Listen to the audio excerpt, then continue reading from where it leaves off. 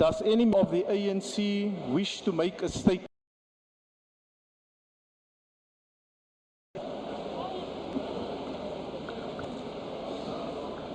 Please proceed, Honourable Member.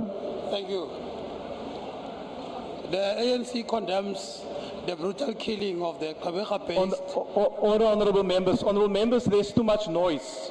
We can't hear the Honourable Member. Will you start again, please? And you may sit down if it's more convenient for you. I thought the mic is too far. Let me sit down, it's fine.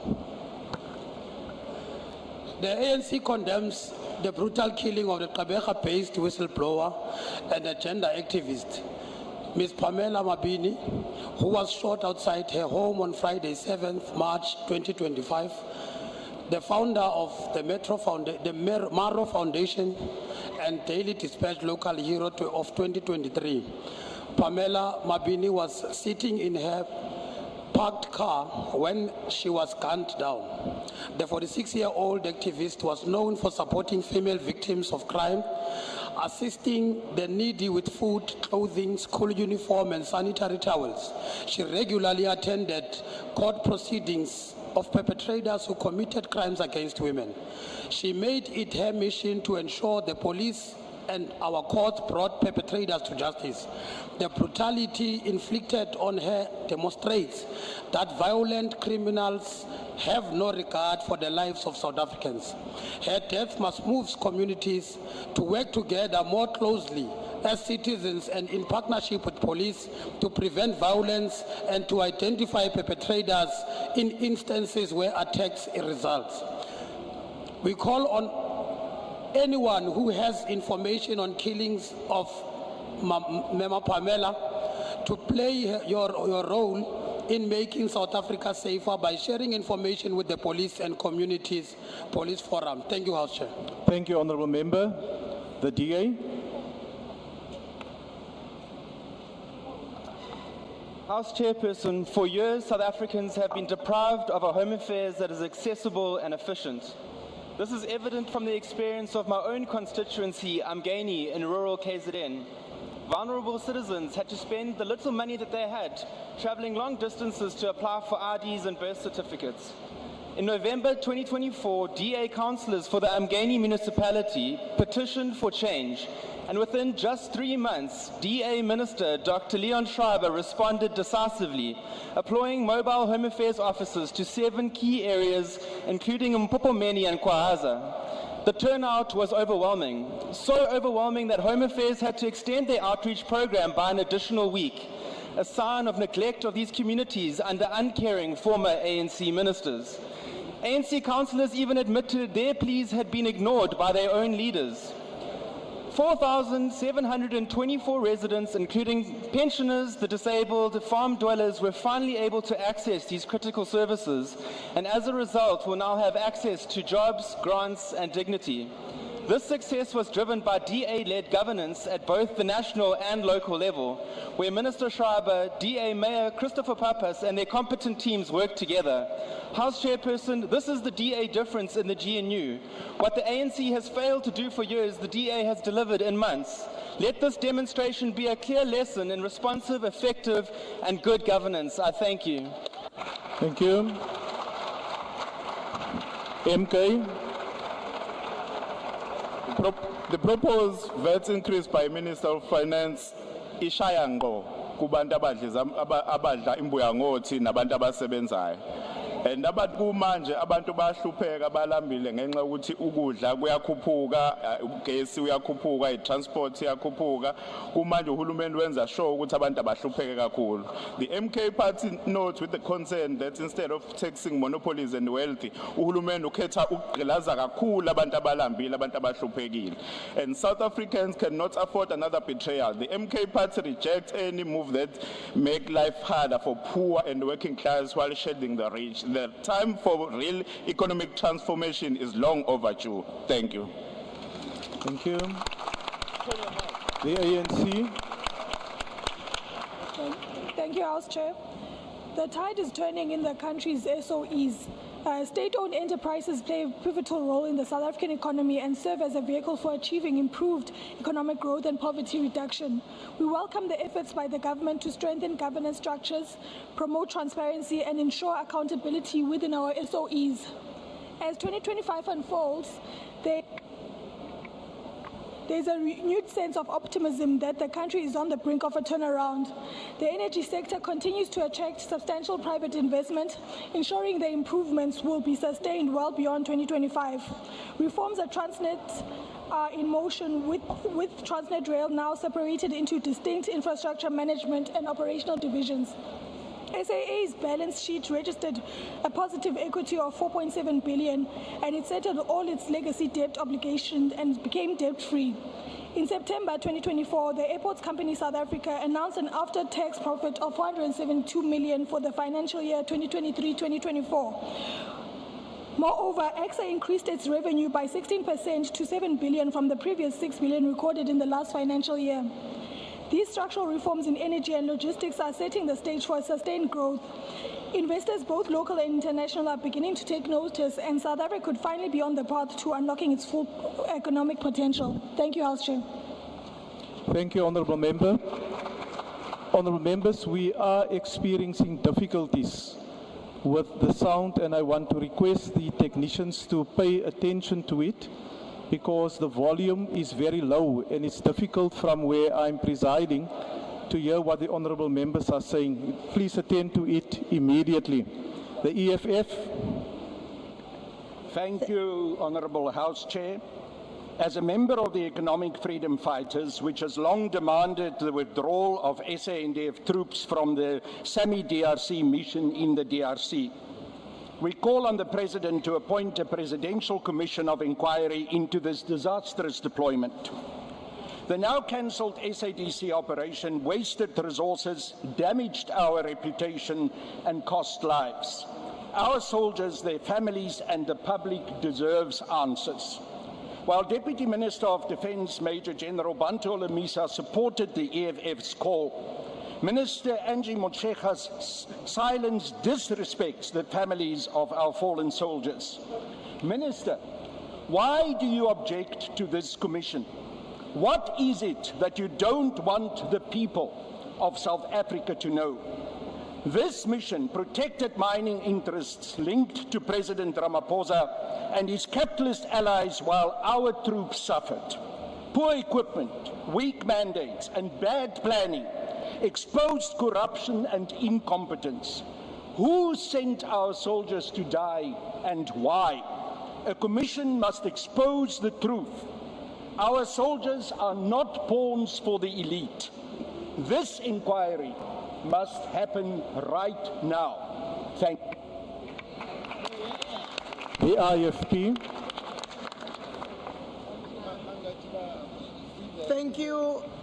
Thank you, Honourable Speaker. Mental health is a cornerstone of human well-being. Yet in South Africa, it remains a silent crisis. While allocation funds to mental health is crucial, the IFP recognizes that money alone cannot solve his multifaceted issue. A holistic and culturally sensitive approach is essential to address the deep-rooted challenges that hinder progress. South Africa's mental health crisis is exacerbated by stigma, poverty, and systematic inequality. Stigma, particularly in black communities, prevents individuals from seeking help. Mental illnesses are often dismissed as foreign or non-exist in African cultures, perpetuating silence and suffering. The IFP knows that access to care is another pressing issue. Only 5% of the national health budget is allocated to mental health, leaving public services underfunded and overburdened rural communities, where mental health needs are often highest, face the greatest neglect due to a lack of resources and trained professionals. Addressing this requires integrating mental health into primary health care and investing in the community-based programs that bring care closer to those in need. In conclusion, taking mental health seriously means going beyond budgets. It requires breaking stigma, improving access, addressing systematic inequalities, and fostering community-driven solutions. Thank you, Honourable Let us Member. Your commit time is now to build expired. a South The Africa. ANC. Thank you very much, House. Thank you. Thank you very much, House Chair. Am I audible? May I ask the technicians to attend to the sound? Right, is this one? There we go. House Chair, we welcome the announcement of the 4.7 billion euro investment package by the European Union leaders during a visit to South Africa on Thursday, 13th March, aimed at supporting the country's just energy transition. The commitment was made during the first bilateral summit between the EU and South Africa in 7 years, marking a significant step in strengthening economic and political ties. The European agreement has 3 focus areas: supporting projects complementary to South Africa's transition to a low-carbon economy, developing connectivity infrastructure, and strengthening the country's domestic pharmaceutical industry, specifically the development of vaccines. The EU and South Africa already share a strong trade relationship, with the bloc being South Africa's largest trading partner in sub-Saharan Africa. As we transition to a low-carbon economy and grow industry, we as South Africa value the EU's support for multilateralism at a time of rising nationalism. On a separate note, House Chair, apartheid Israel has violated the ceasefire, killing at least 404 people today, bringing the death toll to over 61,000 civilians and counting, many of whom are children. We call for an immediate ceasefire and an end to the genocide. We will not back down. From the river to the sea, Palestine will be free. I thank you. Thank you, Honourable Member. The NCC. Thank you, House Chair. House Chair, this is the 7th Parliament. The NCC wishes to condemn the 6 that have gone before this. We condemn it for the dead and the dying on the Cape Flats, the young coloured boys that have been neglected by the new South Africa. We apologise on behalf of these boys for their parents' betrayal of the struggle in 1994 when they voted for the National Party. But we plead with this House to make the right decisions, to enforce Constitutional Court rulings that says that you cannot discriminate against the coloured people, especially in the Western Cape. House Chair, 10 of our boys will die on the Cape Flats tonight. I believe we've been called to this House to talk about 6 farm murders a year. Thank you. Thank you, Honourable Member. The DA. House Chairperson, a team of DA representatives from the National Assembly and Limpopo Provincial Assembly visited the Musina-Mikado Special Economic Zone in northern Limpopo Province in January and confirmed a litany of fatal flaws. On Sunday evening, Carte Blanche laid bare some of the zone's shortcomings. The Zuma-era scheme involves several coal mines, a metallurgical complex, and a smelter. The development is counter to the natural assets of the area and economically incongruent with the location. While the DA agrees vociferously that more should be done to alleviate poverty and unemployment in the province, what is being pushed through by the ANC-led government here is an absolute non-starter that needs to be halted, exposed, and rethought. In January, I received a response from Minister Parks-Tau to a written question on the zone, which featured in the Carte Blanche programme, detailing the 510 million rand expenditure to date and an anticipated further 2.8 billion spending on infrastructure in the medium term by the provincial government. The Musina-Mikado Special Economic Zone needs a fundamental rethink. The DA will be pushing for the Portfolio Committee to summon the DTIC and Limpopo government to come and justify where it should not be halted with immediate effect. Thank you. Thank you. ATM. Thank you, Chair. The ATM rises today to celebrate the 16th anniversary of the Revelation Spiritual Home, Ikaya Lomoya, a beacon of faith, healing, and divine restoration for millions of South Africans. As we mark this significant occasion, we reaffirm our unwavering belief that spirituality must lead. For too long, the voices of indigenous and spiritual churches, deeply rooted in the African spiritual landscape, has been marginalized from national and global platforms. These institutions play a critical role in shaping morality, promoting social cohesion and guiding communities through spiritual wisdom. Their exclusion from key national programs and international engagements, including sectoral discussions at global summits such as the G20 Religious Forum, is a grave oversight that must be corrected. The ATM calls for full inclusion of indigenous and spiritual churches in all programs of the country, whether in policy discussions, social development, or mainstream dialogues. The Revelation Spiritual Home stands as a testament to the power of faith-led transformation. Its anniversary reminds us that no national agenda can be complete without the wisdom and guidance of our spiritual leaders. Spirituality must lead. I thank you. Thank you. The ANC.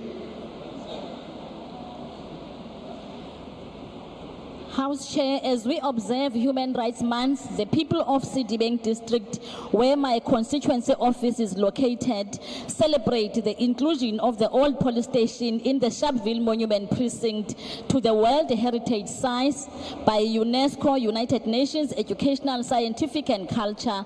The Sharpeville Human Rights Precinct includes the Sharpeville Police Station, where the massacre occurred, the Memorial Garden, and the graves of the victims. The Sharpeville Memorial, opened in 2002, serves as a place to honor the victims and commemorate the event of March 21, 1960, now known as Human Rights Day. The Sharpeville massacre, where 69 unarmed protesters were killed by the police on March 21, 1960, became a symbol of the brutality of apartheid and a pivotal moment in the fight against it. The massacre led to a state of emergency, the banning of the African National Congress and the Pan-Africanist Congress, and increased international pressure on the South African government to end apartheid. House Chair, the people of this ANC-led Deepening municipality are also proud that their municipality was awarded a leading municipality in Gauteng province on gender-based violence and femicide rapid response task team. Also, they are happy that under the executive mayor, Lerato Maluka, Deepening received an unqualified audit outcome with findings from the AG South Africa, which is unchanged. I thank you. MK. House Chair, today I rise to bring to this House the continued neglect and mistreatment of the brave men and women who stood on the front line of our liberation struggle, our MK veterans. Despite the promises of democracy, these veterans remain forgotten soldiers, struggling with unemployment, poverty, and the government that refuses to honor their sacrifices.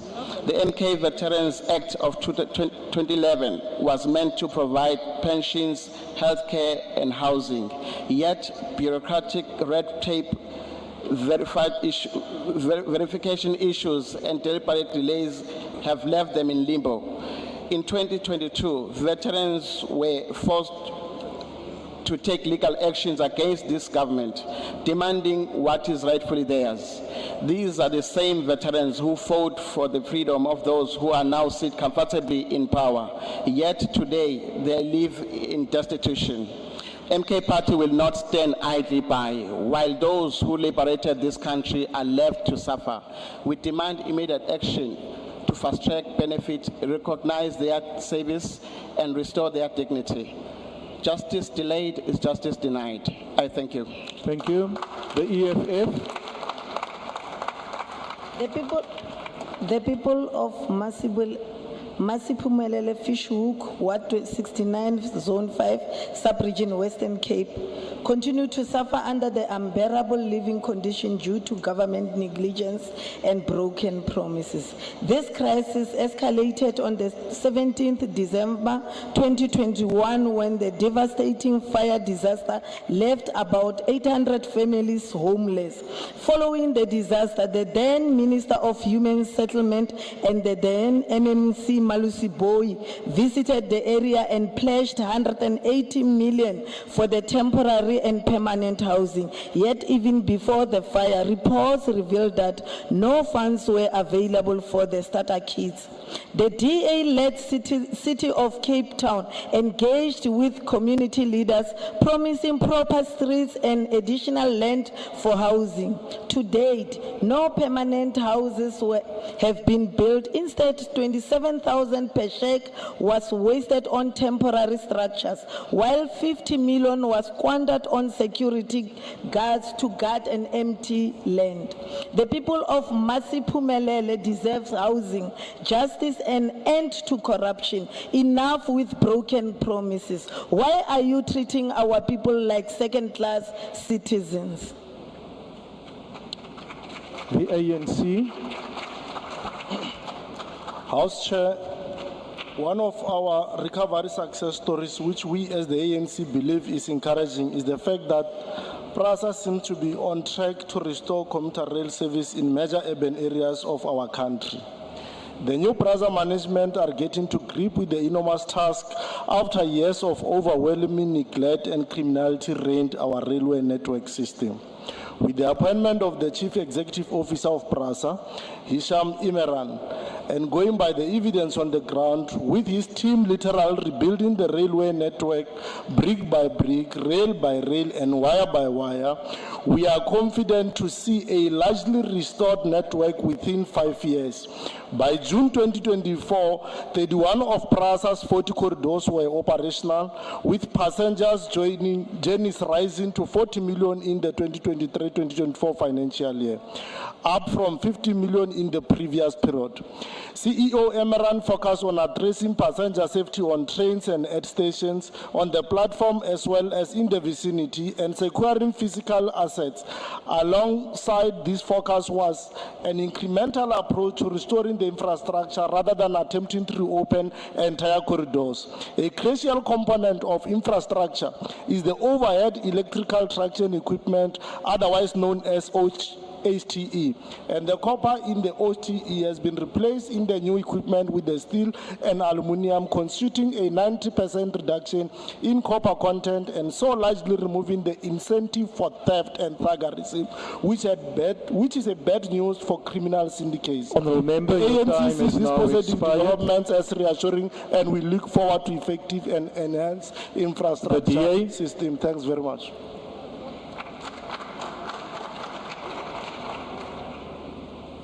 Honourable House Chair, I rise today to address a critical issue regarding the City of Tshwane's failure to comply with numerous High Court orders since 2009, related to the relocation of residents in Plastic View and Cemetery Views in Pretoria East. Since then, the High Court has issued multiple orders for relocation and for regularizing of the area. The ongoing neglect has left all the residents in and around the informal settlement in unhealthy, unsafe and crime-ridden conditions. We urgently call on the Minister of Cooperative to investigate the city's gross negligence and demand compliance with these court orders. Repeated fires have decimated houses, underscoring the dire living conditions due to inadequate infrastructure and the lack of services. The neglect not only tarnished the governance of Tshwane, but also questions the city's commitment to uphold the Constitution. As Human Rights Day approaches us on March the 21st, we must reflect on our constitutional promises of dignity and justice. For over 15 years, all of these communities that live in and around this area have suffered conditions that violate their rights. Chapter 2, Section 10 of our Constitution emphasizes the right of dignity, and Section 26(1) affirms the right to adequate housing. I urge the Minister of Cooperative to act decisively to uphold these rights and implement the long overdue court orders. I thank you. Thank you. The ANC. Thank you, House Chair. Inclusive in its priority areas, the ANC's January 8 statement focused on growing the economy, create jobs and tackle the cost of living and fight poverty. To enforce this, the budget proposals tabled in Parliament by the Minister of Finance is an important step in stabilizing public finances while sustaining investments in infrastructure and the protection of the social sector, including pursuing the industrialization of the economy.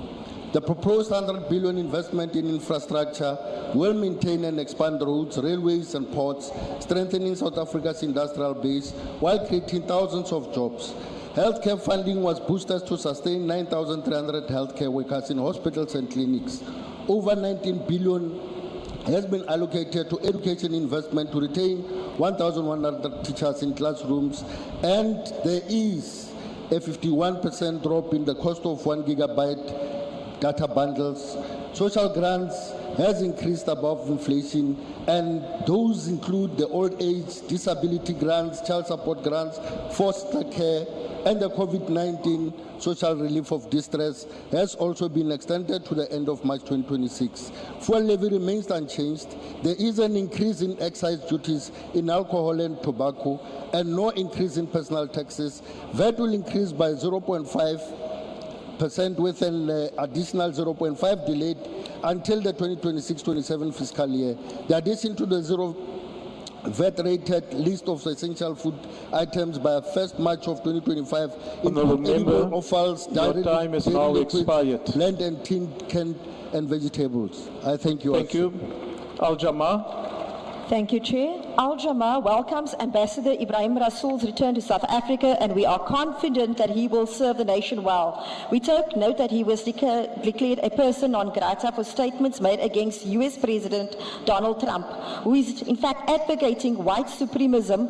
Furthermore, Rasool's expulsion came soon after a DA delegation visited the US to discuss their comprehensive reform of South Africa's foreign policy agenda without taking the nation into its confidence.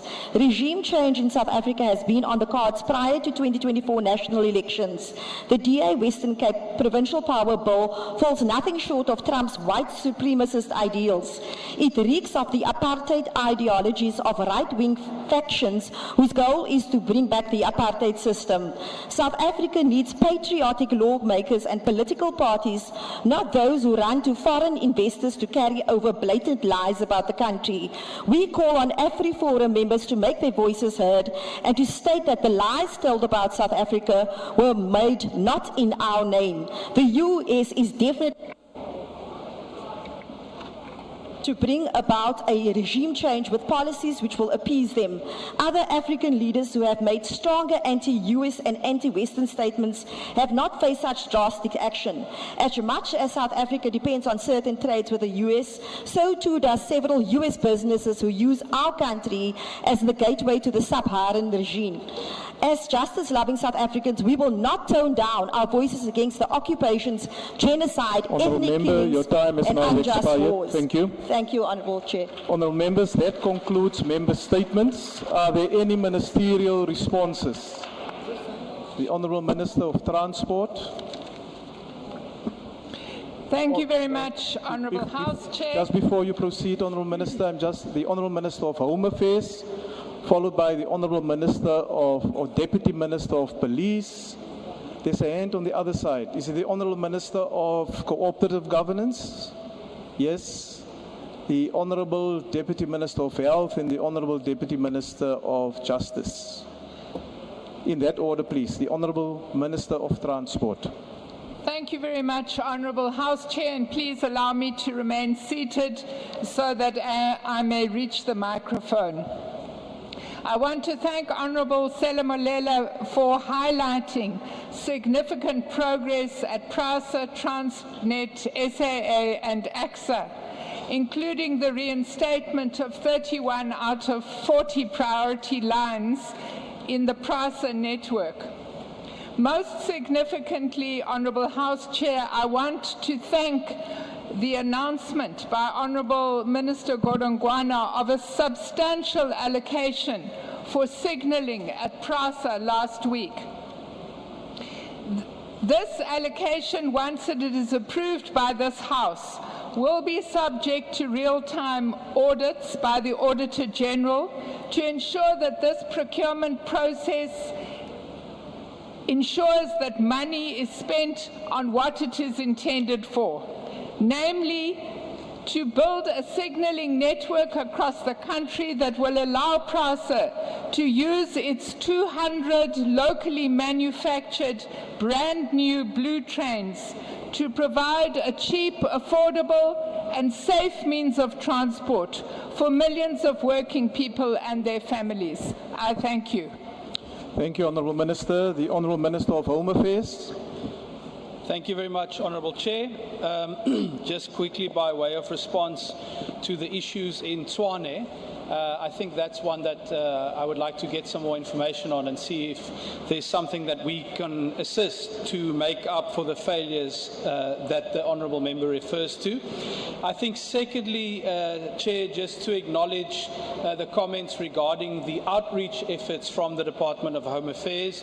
This is something that is being done around the country and using really the maximum available resources we do have.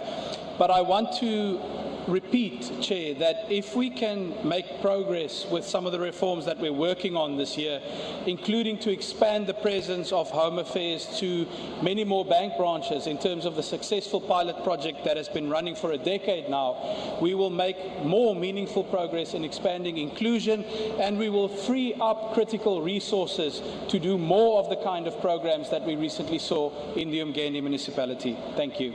Thank you, Honourable Minister. The Honourable Minister of Cooperative Governance and Traditional Affairs. Thank you very much, Honourable Chair. Regarding the informal settlement in Tshwane, the challenge around the housing is a nationwide problem. The Department of Human Settlement, together with the Tshwane Metro, will be followed up to find their plans in assisting people who are living under difficult conditions under the Tshwane Metro. As cooperative government, we are willing to make that facilitation so that the concern that has been raised is addressed accordingly. Thank you, Honourable Chair. Thank you, Honourable Minister. The Honourable Deputy Minister of Police. Thank you very much, Honourable Chairperson. Yes, indeed, Me Pamela Mabina was a community activist and also a whistleblower, and was there when we had an imbizo in Kabeja, talking on behalf of people when we were dealing with extortion. Sis Pamela was brutally killed by being shot multiple times in her vehicles. Condolences to the family and friends and all those who worked with her. South African Police Services condemn this act and will ensure that no stone is left unturned in order to arrest the perpetrators. May her revolutionary soul rest in peace. Thank you, Chair. Thank you, Honourable Deputy Minister. The Honourable Deputy Minister of Health. Thank you very much, Honourable Chair. I want to thank the honourable member from the IFP for raising the important issue of mental health. As the Ministry of Health, we agree with the honourable member that mental health is a major health matter which needs more focus and also more resources. We also agree that while the Department of Health has a responsibility to provide professional care, mental health requires more than just health care. Stigma remains a major challenge in our communities, with many families still hiding relatives who have mental illness, especially children. Honourable Chair, while there are many causes of mental illness, the current explosion, we can say up to 80 to 90% of the current explosion can be laid on the doorstep of substance abuse, especially substances such as crystal meth, nyaupe, unga, teak, and many such substances. Chair, the only way to combat the explosion of this is that we must work together, all of society and all of government. Within government, we need to tighten up and make it difficult for drug peddlers to operate, especially the kingpins, more than just those who are on the streets. Also need stiffer sentences from the law enforcement to make sure that you can combat this. At community level, we also call upon all our communities to make sure that we give no space and work with the South African Police Service to apprehend the drug peddlers before they destroy our society. In many of our hospitals, we've got young people, especially men around the ages of 20 to 35, who are filling our emergency rooms, who have, every morning, who have been condemned by this substance abuse. So we call on all of us to work together. Thank you very much, Honourable Chair. Thank you, Honourable Deputy Minister. May I first apologize to the Honourable Minister of Finance. I did not recognize or see his hand earlier. May I take the Honourable Minister of Finance? Thank you, House Chair. The Money Bills Amendment Procedure and Related Matters Act, Section 8 of that Act, says once the budget is tabled in this House, the House must refer that to its relevant committees. Its relevant committees must accept, amend, including the revenue proposals, and submit a report to this House within 16 days. What does that mean? What I mean now, the budget belongs to this House, is no longer a Minister of Finance issue. So it's for the House to debate the budget in the relevant institutional arrangement created by Parliament and make the requisite proposals to Parliament. I thank you. Thank you, Honourable Minister. The Honourable Deputy Minister of Justice. Chairperson, thank you very much. Honourable members, I welcome the statement by the Honourable Taleka Mazibuko on behalf of her constituency in Deepening on the inclusion of the old police station in the Sharpeville Monument Precinct to the World Heritage Sites by UNESCO. I think it's particularly relevant because as South Africa we mark the terrible events which happened on the 21st of March 1960 as South African Human Rights Day. Internationally, that day is marked as the International Day for the Elimination of Racial Discrimination. In that regard, I had the tremendous honor of joining the Ahmed Kathrada Foundation this past Sunday, bringing together 200 young people to honor those who were brutally murdered on that day, and also reenacting the march to the old police station.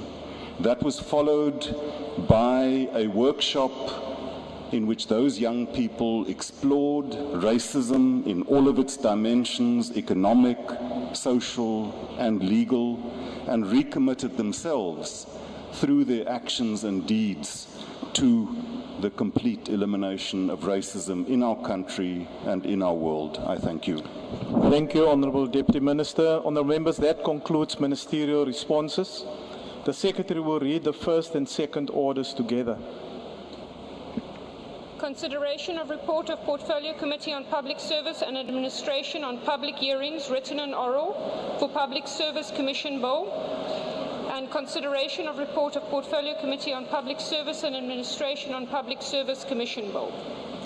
I now recognize the Honourable Chief Whip. Good afternoon, Chair. Good afternoon to honourable members. I move that the report be adopted. Thank you. Are there any objections? No objections agreed to. The Secretary will read the third order. Second reading debate, Public Service Commission Bill. Honourable members, the debate will be opened by the Minister of Public Service and Administration.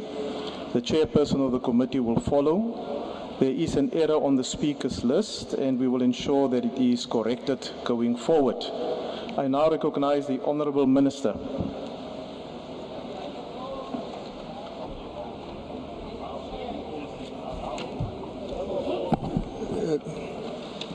Thank you very much, Honourable House Chair, members of the Executive and all members of the House, the Chairperson and all members of the Portfolio Committee on Public Service and Administration. Honourable Chair, let me start by thanking the National Assembly for this opportunity to present the Public Service Commission Bill. I also want to begin by expressing my deep appreciation to the chairperson and all members of the Protocol Committee on Public Service and Administration for their in-depth yet expeditious handling of this bill. Unanimous support from all members of the committee, irrespective of political affiliation, speaks volumes about the significance of strengthening the institutional independence of the Public Service Commission, the PSC. This bill is not about legislative reform. It's about restoring the integrity and efficiency of our public service. During the State of the Nation address, His Excellency President Cyril Ramaphosa made it clear that, and I quote, "We need a state that is capable and competent, underpinned by professional public service. South Africans want a state that treats all people with dignity, humility, and respect." The essence of this statement cannot be overstated, Chair. South Africans deserve a public service that is not only efficient, but one that embodies the values of ethical leadership, accountability, and professionalism. This is exactly why we present this bill before this House. Honourable members, building a capable, ethical, and developed state is a cornerstone of the Government of National Unity, the GNU. It's a commitment we owe to every citizen who depend on the state for essential services. The Public Service Commission has long been at the forefront of promoting constitutional values, ethical governance, and professionalism. However, to truly fulfill its mandate, it must be empowered to function independently and impartially, free from political and bureaucratic interference, including, dare I say, even the ever-watchful shadow of the Minister of the PSA. The lessons of the past are very clear, House Chair. Governance failures, unethical conduct, and large-scale corruption exposed in painful detail by the State Capture Commission serve as a stark warning of what happens when such institutions are weakened. We cannot afford to repeat these mistakes. Therefore, strengthening PSC is a necessary and urgent step in ensuring that ethical leadership, accountability becomes the norm rather than an exception. House Chair, the President has been unequivocal in his call for a professional public service, where recruitment is based on merit, competence, and integrity. To win back the trust of the people, we must create a public service that is grounded in principles of Ubuntu and Batupile, a service that puts people first. The bill is a crucial step towards achieving that goal. From what the Public Service Commission's bill seeks to achieve, I want to highlight or emphasize three fundamental objectives. Firstly, this bill seeks to establish a dedicated secretariat for the PSC, ensuring that the Commission has the institutional support to operate independently and effectively. Secondly, this bill seeks to expand the Public Service Commission's jurisdiction, allowing it to provide oversight not over national and provincial departments or administrations, but also local and public entities in line with Section 196(2) of our Constitution. And thirdly, the bill we are presenting before this House, Chair, seeks to enforce accountability, meaning legally obligating executives to act on Public Service Commission's recommendations and findings and directives following investigations. This is critical in ensuring that oversight is not just a formality, but a mechanism for real change. Additionally, Chair, this bill provides for a transparent and rigorous process in the appointment of PSC's commission themselves, ensuring that only individuals of high integrity and competence are entrusted with such a vital responsibility. Honourable members, this bill is not an isolated intervention. It forms part of a broader public service sector reforms agenda spearheaded by the Ministry, including the implementation of the professionalisation framework for the public sector. Approved under the 6th administration, this framework was a game changer. Now, under the 7th administration, we must ensure its full implementation. A strengthened chair, well-resourced PSC will be instrumental in overseeing this progress. It is my belief, therefore, that the adoption of this bill is not a short-term fix, but rather a long-term investment in the future of our country. It's about ensuring that generations to come inherit a public service that is ethical, professional, and dedicated to serving its people and not individual interests. By strengthening our public institutions today, we lay a foundation for a South Africa that is more transparent, more efficient, and more just. House Chairperson, let me be clear. The weak Public Service Commission benefits no one except those who wishes to evade accountability. Yet a strong PSC, on the other hand, strengthens democracy, protects public resources, and ensures that every citizen, no matter what their background, receive the quality of services that they deserve. I therefore urge this House to support the progression of this bill to the National Council of Provinces. This is not just a legal reform, but a reaffirmation of our commitment to good governance, ethical leadership, and public service that truly works for the people of this country. Amateka anginawo sihlalo. Ngiyaphela lapha ngoba nakwanda ngembenge ngomlomo nje ngembenge kubuye kuhluphe. Ngiyabonga. Thank you, Honourable Minister. The next speaker is the Honourable De Villiers. Sorry, Speaker. Yes. Honourable Deputy Speaker, may I please bring to the House's attention that it's the second time now that the speakers for MK are not listed on the order paper, and these have been sent to the table staff. If you could please make note of that. Thank you. May I ask the table staff to attend to it? The Honourable De Villiers.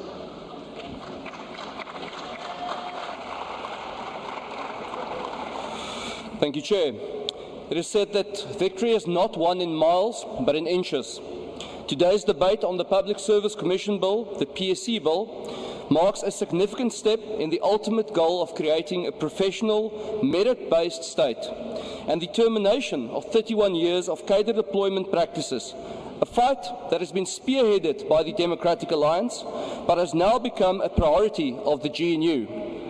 These two concepts stand in diametric opposition against each other. Where cadre deployment has sought to insert politically aligned individuals into key state positions, the professionalization of the state calls for the appointment of the best qualified, merit-based professionals. The professionalization of the public service has been a key principal goal of the Government of National Unity, specifically principle number 9 in the GNU Statement of Intent, which commits all parties in the GNU to uphold a professional, merit-based, non-partisan development public service that puts people first. Chair, the PSC Bill will create a new and correctly structured, constitutionally aligned Public Service Commission. During the last 31 years of democracy, the PSC has been incorrectly structured under the Department of Public Service and Administration, in contrast to Section 196 of the Constitution that clearly states that the Commission must be independent and impartial and must exercise its powers and functions without fear, favour or prejudice. This dilemma of the independence of the PSC is at the heart of what the PSC bill seeks to rectify. Last Wednesday, we heard the Minister of Finance announce his plans to again raise the public service wage. The ever-escalating above-inflation public wage bill comes at a great cost of delivering services to our people. Reducing the public sector wage bill Honourable De Villiers, will you please take your seat? Honourable Member, why do you want to be recognised? Honourable Deputy Speaker, once again, the member from the ANC, Honourable Mantashe, is making rude signs, standing up and trying to intimidate us. It's unparliamentary. Honourable members, rule him out of order. Honourable I'm not members, sure whether he needs a breathalyzer test. Thank you. Honourable members, let us maintain the decorum of the House, so that we can proceed with the business of the House and not fall into certain trivialities. Chairperson. Yes, Honourable Member. Thank you, Chairperson. Honourable De Villiers must not come and mislead this House. No, Honourable Member. He cannot speak to us about merit-based appointments. Member. There are court findings Honourable where Member. DA have... Honourable Member. you have an opportunity to debate and to reply to what the honourable member has said. The rules of the House, when you read it, do not allow you to take a point of order on a matter for debate. You will get your time, and then you can raise your objections to what the honourable member is saying. Okay? Please proceed, Honourable de Villiers. Thank you, Chair. The ever-escalating above-inflation public wage bill comes at the great cost of delivering services to people. Reducing the public sector wage bill should be a critical tool to control expenditure, and this is where the PSC and the Committee for Public Service and Administration can both play a critical role. The public sector wage bill suffers from wastage on salaries on many fronts, including employees who don't work the hours they are contracted to, some who do business with the state while being employed by the state, and some who even draw SASSA grants whilst being employed by the state. Chair, apart from the previously mentioned wastage examples, the one class of wastage that got an honourable mention from the Finance Minister himself is the mysterious existence of Casper, the public service ghost. Ghost employees such as Casper siphon taxpayer money from the public sector wage bill into the unidentified pockets of criminals. And in his budget speech, the Minister committed that as National Treasury, they will undertake an audit of ghost workers, starting with national and provincial governments. Chair, to the Minister, I would like to give my commitment. If you're going on a hunt for Casper, we're hunting with you. As Chairperson of the Committee of Public Service and Administration, I will make the hunt for Casper one of the apex priorities of our committee. Starting in our meeting tomorrow, we will engage the PSC on their commitment to identify ghost employees and eliminate them from the South African public service payroll. Our committee will expand our hunt by also engaging with both Treasury and the DPSA on their planned tactics to hunt down and find the Caspers throughout the state service. The committee will also take our hunt for Casper to the provinces as we engage national departments across the country on their own Casper hunting strategies as we do our scheduled oversight trips. More importantly, our committee will seek to understand who pulls Casper strings and who are the ultimate beneficiaries of these ghost salaries. Chair, the hunt cannot just stop at Casper, but should identify the true and very real criminal faces behind the ghost employee racket. The PSC will play a vital role in this hunt, and it is my personal hope that their newfound independence and powers will be focused on helping the government identify waste in the public sector bill. The ultimate victory will be the creation of an independent, merit-based, professional public service that puts people first. Make no mistake, we are still far from winning the war, but today is an important battle won, an inch gained towards victory. I thank you. Thank you, Honourable Member. I now recognise the Honourable Deputy Minister of Public Service and Administration.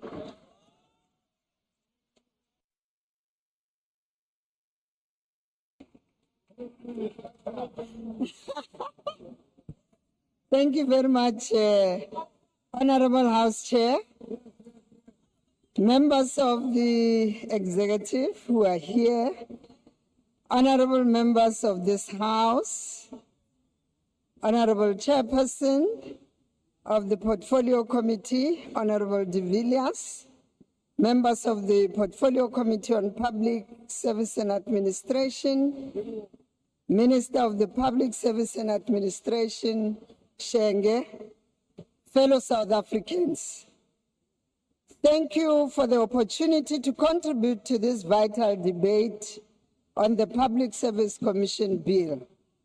Enshrined in Chapter 10 of our Constitution, the Public Service Commission, or the PSC, is a cornerstone of our democracy and stands as a beacon of hope for South Africans.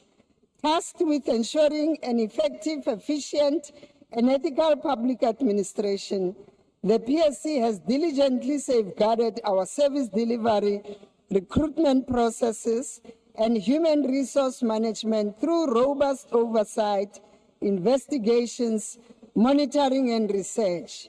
Honourable members, whilst there is general consensus that the PSC has been doing well In executing its constitutional mandate, more can and should still be done to improve the state of administration and ethical governance, particularly in the sphere of local government and public entities. The amendment of the PSC bill will help government to live up to its expectation of implementing priority 3 of the medium-term development plan, building a capable, ethical, and developmental state. The recent AG reports paints a concerning picture. Out of 257 municipalities, only 34 achieved clean audits, while 36 have regressed since 2020 to 2021 cycle. These figures are not just statistics. They signal missed opportunities to deliver essential services to our people, and if left unchecked, threaten to reverse the hard-won progress of our constitutional democracy. Good governance and quality service delivery are inextricably linked. We must support our municipalities in ensuring that every citizen enjoys the benefits of clean water, proper sanitation, reliable electricity, effective waste management, and well-maintained infrastructure. Honorable House Chair, it is therefore my firm belief that the constitutionally mandated oversight function of the PSC, including those of other Chapter 9 bodies, is of paramount importance in the promotion of good governance and clean administration in the entire public administration. The Constitution itself mandates that every organ of state safeguard the independence, impartiality, and dignity of the Public Service Commission, as emphasized in Section 196, subsection 3. In the State of the Nation address, His Excellency President Cyril Ramaphosa underscored the PSC critical role in shaping an ethical state by strengthening its authority over the appointment of key leaders. And I want to quote his commitment from the 2025 SONA. And he said, "We are strengthening the role of the Public Service Commission in the appointment of the key people who direct the affairs of our state, such as Directors General, Deputy Directors General, Chief Executive Officers of SOEs, and board members, and other senior positions." Close quote. Today, Honorable House Chair, I'm proud to say that we have taken a decisive step forward and delivered on the mandate of the SONA. The promulgation of the Public Service Commission Bill into law will cement the PSC's independence, extend its oversight to local governments and state-owned entities, and reinforce the ethical foundation upon which the public service is built. The ultimate passing of this bill into an act will empower the PSC to extend its oversight mandate to local government and state-owned entities, amplifying our capacity to uphold high standards of recruitment and performance assessment, and also plays a pivotal role in the national framework for the professionalization of the public sector. By doing so, it ensures that every facet of our public service is driven by integrity and competency. Honorable members, we are at a crucial juncture to safeguard our democratic gains and secure the future of ethical public administration. We call upon this National Assembly, this House, to lend your support to the Public Service Commission Bill. A word of gratitude, Honorable Chair, go to the Portfolio Committee of Public Service and Administration of the 6th Parliament for the foundation they laid in making sure that this current Portfolio Committee of the 7th Administration is able to hit the ground running. Today, as this seventh administration, we are implementing Chapter 10 of the Constitution of the Republic. So to the Portfolio Committee, your agility is highly appreciated. Together, we can build a public service that truly reflects the aspirations of our nation. I thank you. Thank you, Honourable Member. The next speaker is the Honourable Mchunu.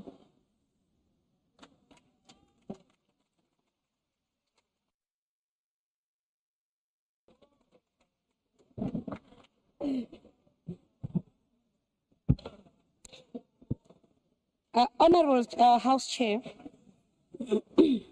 the Umkhonto Wesizwe Party notes the Public Service Commission Bill 2023 as a pivotal step towards reinforcing the independence, accountability and professionalization of South Africa's public service. Rooted in the constitutional mandate of the Public Service Commission as enshrined in Section 196 of the Constitution, the bill seeks to enhance the governance standards, eliminate undue political interference, and ensure an efficient, ethical, and people-centered administration. As the voice of the working class and the vanguard of progressive governance, the MK Party recognizes this legislative reform as a necessary intervention in the fight against corruption, cadre deployment, and the inefficiencies that undermine service delivery. The bill is consistent with our commitment to a transformed, transparent, and competent public administration that truly serves the people of South Africa. The Public Service Commission Bill 2023 reflects the core values of the MK Party. A well-structured and independent Public Service Commission will unify government departments under a standard of excellence free from political interference. The bill's strict anti-corruption measures reinforce the need for integrity and respect in public administration. By ensuring a clear, structured framework for appointments, removals, and oversight, this bill reinforces disciplined and accountable governance. Since 1994, the South African Public Service has undergone significant reforms to dismantle apartheid era inefficiencies and promote equitable governance. However, systemic challenges such as cadre deployment, corruption, nepotism, and poor service delivery have persisted. The bill directly addresses the challenges by strengthening the independence of the Public Service Commission to shield it from political interference, introduction clear processes for the appointment, renewal, and removal of commissioners, expanding oversight to municipalities and public entities to ensure consistency in governance, providing penalties for obstruction of investigations, ensuring accountability. In the global context, South Africa has fallen behind due to weak enforcement of governance standards.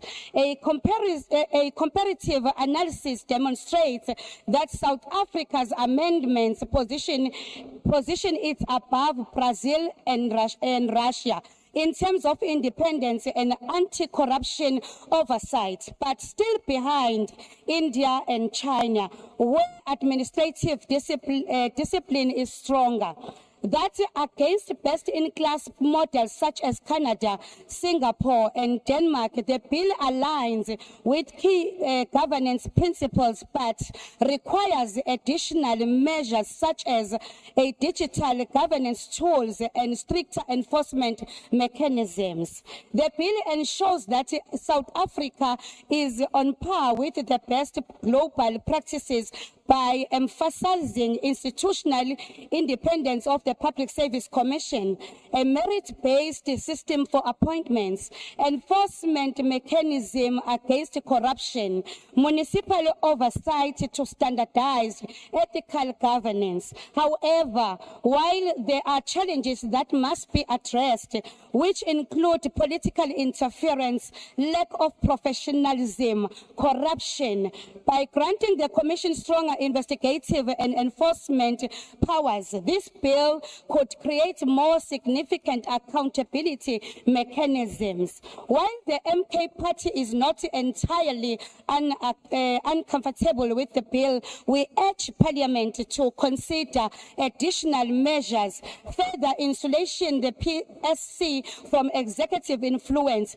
The appointment process should include Parliament approval to prevent executive overreach. A stricter anti-corruption mechanism, the PSC should be empowered to enforce its recommendations directly rather than merely advising executive authorities.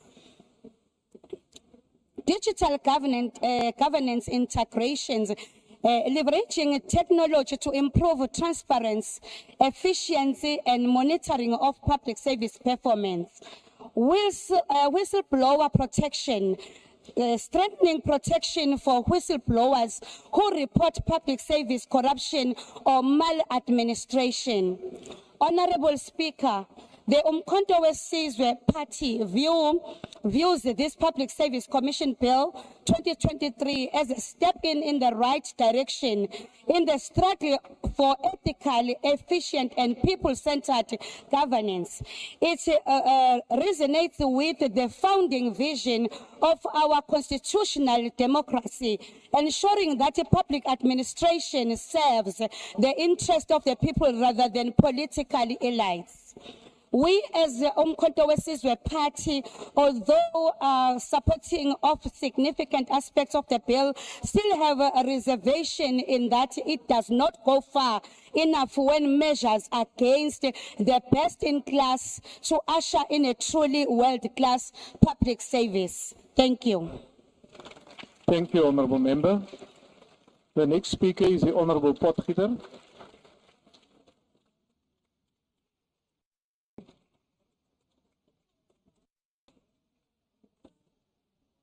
Thank you, Honourable Chair. Honourable Members, today we stand at a crossroads in our democracy. The people of South Africa demand and deserve a public service that is professional, efficient, and free from corruption. The Government of National Unity has prioritised the professionalisation of the public service, and it is imperative that we seize this opportunity to implement tangible reforms, not words, that will restore the integrity of our state institutions. Professionalising the public service is the cornerstone of the current administration's priorities. Without it, nothing else can be achieved. The Democratic Alliance has always been at the forefront of depoliticising and professionalising the public service by abolishing cadre deployment and building a merit-based, professional and productive public administration that serves the people rather than politicians. The Public Service Commission, or PSC, is a Chapter 10 institution meant to function independently and impartially in overseeing the public administration to ensure efficiency, transparency, and accountability. However, between 2009 and 2018, infamously known as the 9 wasted years, its independence was severely eroded. Brought under executive control, the PSC was weakened. Its investigative and oversight powers undermined by cadre deployment and a lack of enforcement, which severely damaged its credibility. The PSC was always intended to report to Parliament, and the misalignment of its purpose due to increased political influence, as well as attempts to control its budget and operations, weakened its autonomy to the point where it was effectively captured. The purposeful erosion of the PSC mirrored the broader state capture phenomenon, with the rise of state capture, particularly under the Guptas, fully exposing the PSC's inability to enforce accountability. The PSC's reports into corruption, mismanagement and inefficiency within state departments, as well as investigations into senior officials, have been historically suppressed, evident in the lack of prosecutions related to large-scale looting. The PSC repeatedly warned about systematic failures. Its reports from 2007 to 2012, which were largely ignored, highlighted the urgent need to review the Honourable Member, will you just take a seat, please? Honourable Member, why do you want to be recognized? Thank you, Chair. Can the Honourable Member take a question? Honourable Member, are you prepared to take a question? No, Chair. Please proceed, Honourable Member. The Honourable Member is not prepared to take a question.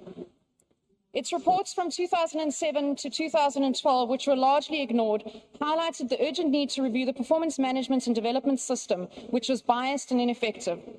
In 2012, the PSC found that the Batopele policy had failed to significantly improve public service delivery, yet its recommendations to strengthen implementation were largely ignored.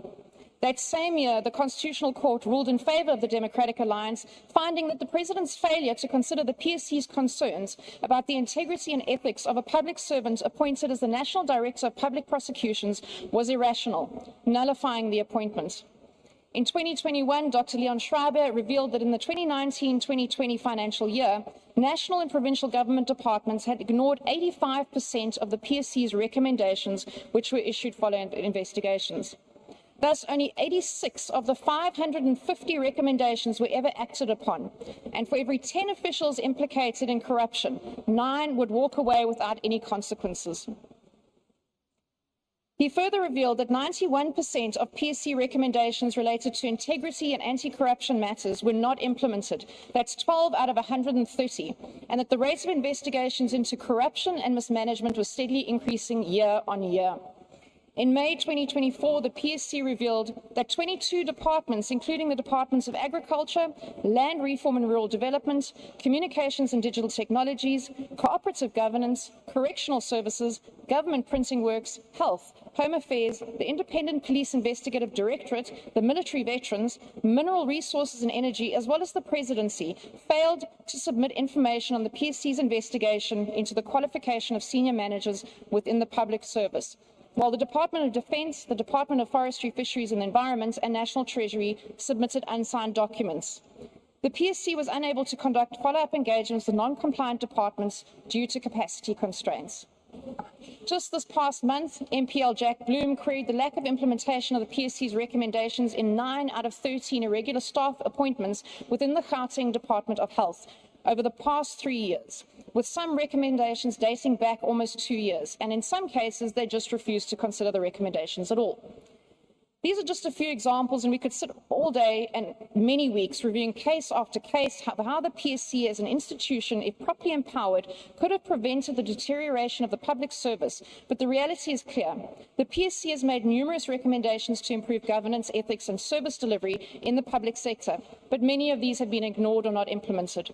Their lack of enforcement power, political interference, continued budget reductions, as well as poor coordination between departments have contributed to these failures. The PSC bill now seeks to restore and strengthen the role of the PSC, aligning it with other Chapter 9 institutions such as the Public Protector and the Auditor General. It is fully aligned with the principles of the GNU, specifically Principle Number 9 in the Statement of Intent, which commits all parties in the GNU to uphold a professional, merit-based, non-partisan, developmental public service that puts people first. The Public Service Commission Bill aims to enhance the enforcement power, oversight capability and accountability mechanisms of the PSC by mandating responses to its recommendations, reducing political interference, strengthening recruitment and performance management, and aligning with professionalisation efforts. These changes address many historical challenges the PSC has faced, making it a stronger oversight body for South Africa's public administration. Chair, today we have a unique opportunity to ensure an efficient and effective public service, one that prevents the collapse of our public administration, curbs rising unemployment, improves service delivery, and protects our nation from the risk of becoming a failed state.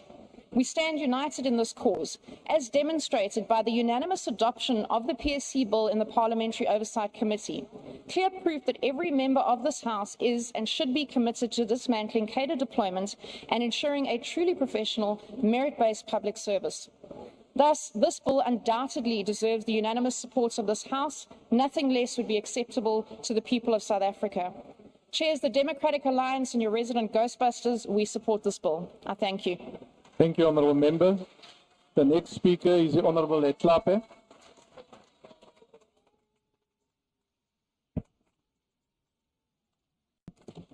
Thank you, House Chair. Chair, the Economic Freedom Fighters note the Public Service Commission that stands on the verge of becoming a Chapter 9 institution, and the future of accountability in government rests heavily on its shoulders. While this transition holds promise, the EFF, knowing that it is critical that the PSC does not become another tool yielded by the majority party or the so-called GNU, its mandate must be clear, and it must remain one to serve the people of South Africa, upholding integrity, transparency, and accountability in public administration. It is a beacon of hope and true advocate for the principles of Batupele. As a Chapter 9 institution, the PSC should operate autonomously from executive influence, ensuring impartial oversight of public service appointments, promotions, and conduct. And this aligns with the EFF's demand for reducing political interference and rooting out corruption in state institutions. The PSC's bill regulates the appointment process for commissioners, requiring adherence to constitutional principles. This safeguards against patronage networks, a critical issue the EFF highlights in its advocacy for equitable and merit-based governance. The establishment of a dedicated secretariat would bolster the PSC's ability to monitor compliance, investigate irregularities, and enforce ethical standards across the public service. And such structural reforms resonate from the EFF's push for rigorous accountability mechanisms to address systematic inefficiencies. By anchoring the PSC's mandate in Section 196 of the Constitution, the bill reinforces its role as a watchdog for fairness and professionalism in public administration. And this institutionalizes checks on executive power, a cornerstone of the EFF's agenda to curb abuse of authority. South Africa does not suffer from a shortage of competent leaders, and we are fortunate to even look at individuals such as Professor Somadoda Fikeni, a man whose reputation for integrity precedes him, to steer the PSC away from partisan interest and toward true service to the people. We trust that he will be able to ensure that the PSC's role to hold government officials accountable for misconduct and underperformance, irrespective of which political party they represent. For far too long, Chair, corruption has eroded away from fabric of our public institutions. The time has come for the PSC to take a stand and actively enforce systems that clean government of corruption and inefficiencies. As the EFF, we expect the Commission to play a vital role in addressing the long-standing issues of gender equality and diversity within the public sector. A fair and inclusive government starts from within, and the PSC has the power to make this finally a reality. We reflect on the state of our public service and where it can ideally progress with the PSC. We must also ask ourselves difficult questions. Is government truly committed to professionalizing the public sector, or is it just another empty promise? These questions, and similar to others, grow more urgent by the day as we witness a lack of strategic and readiness, particularly in the areas of information technology. Government institutions are hamstrung by outdated systems, and nowhere it is evident that in the State Information Technology Agency, South Africa is lagging behind global standards, and unfortunately this negatively affects the future of the next generation. The government entity that is supposed to drive digital transformation has now become a symbol of inefficiency and stagnation. It remains unfortunate that SETA's failure to modernize the state's IT infrastructure not only hampers service delivery, but also exposes the government to cybersecurity risks and operational weaknesses. Professionalization in government means more than just words on paper. It means having the right systems in place, fostering a culture of competence, and holding individuals accountable for their roles. But with SETA in its current state, it is hard to believe that government is serious about this transformation. We must demand more than empty rhetoric.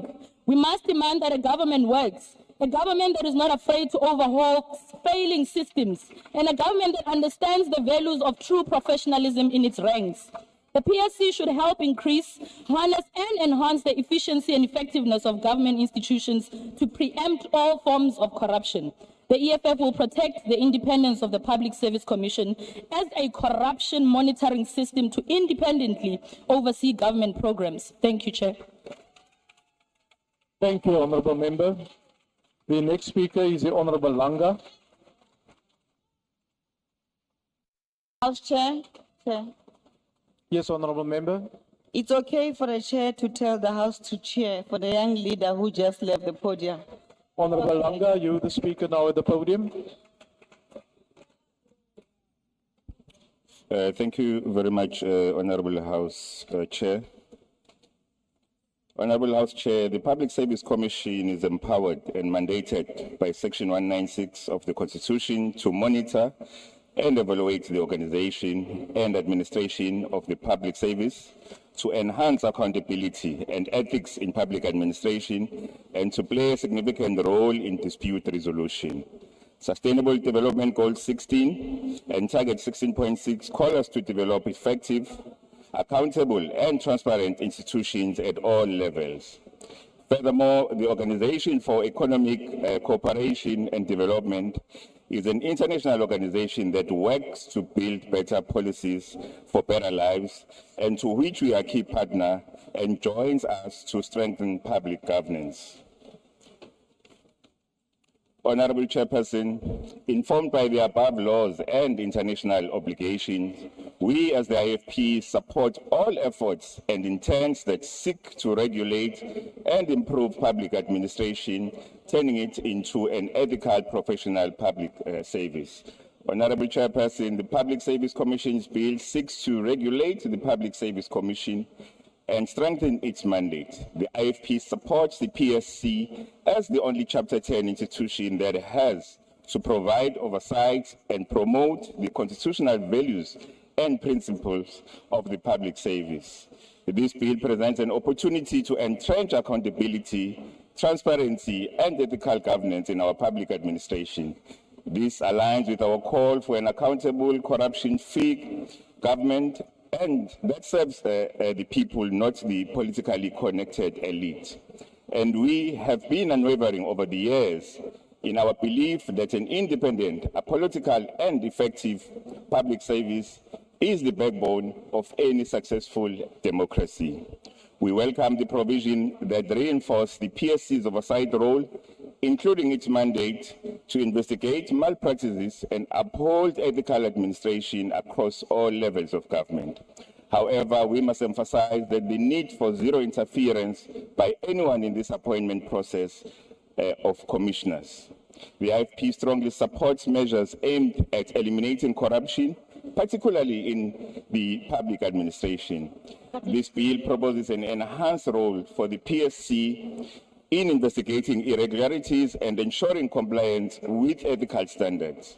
However, we must ask, will this bill empower the PSC with real enforcement mechanisms?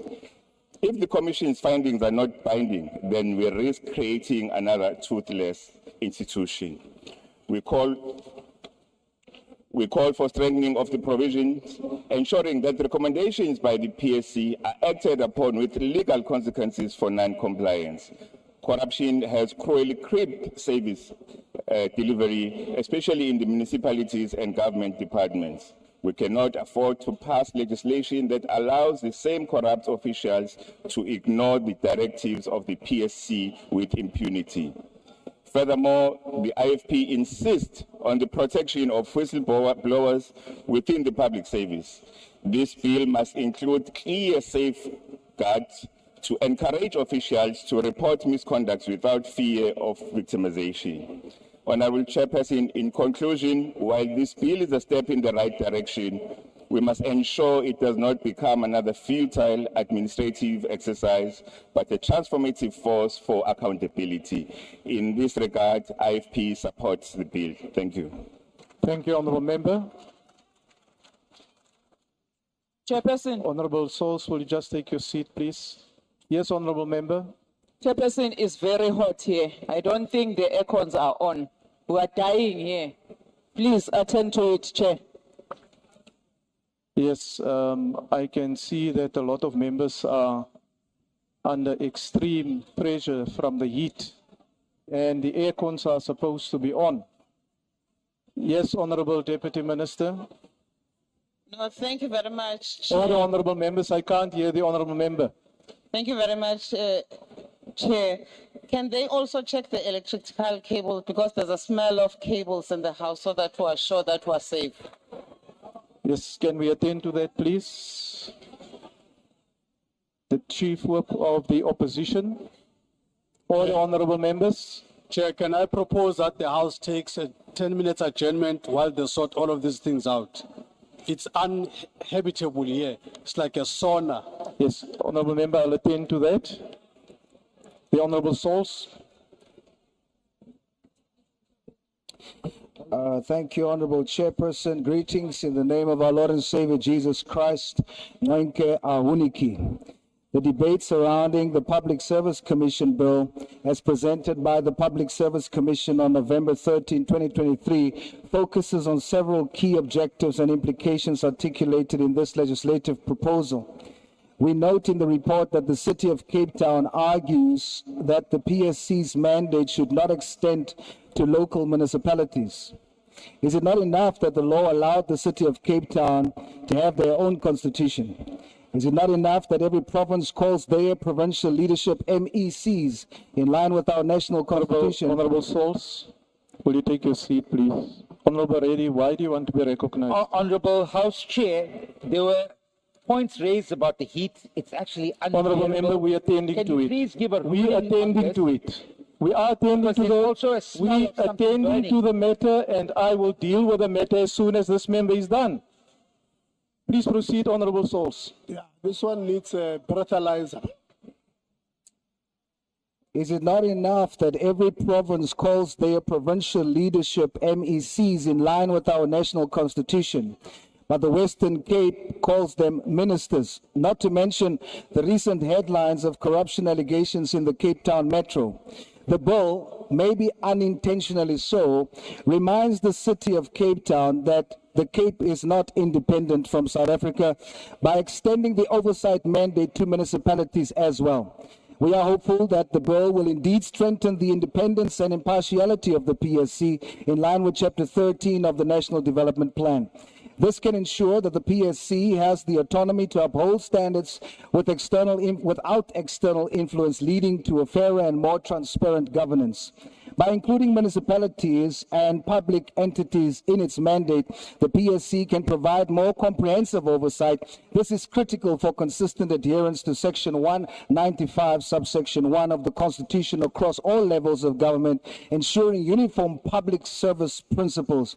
Listing the PSC as a constitutional institution in Schedule 1 of the Public Finance Management Act will formalize its role and underscore its importance in promoting accountability and effective service delivery. We further hope to see a strong emphasis on employment equity oversight within the public service in all spheres of government when we consider out of 586 total staff in the Department of Sports, Arts and Culture, and 531 are Black African, 19 Colored African, 4 Indian African, and 32 White African. We celebrate the unapologetic stance of the Honourable Minister Gayton Mackenzie, the Deputy Minister, and their team for ensuring that Goethe's balance for all South Africans in the public service and administration.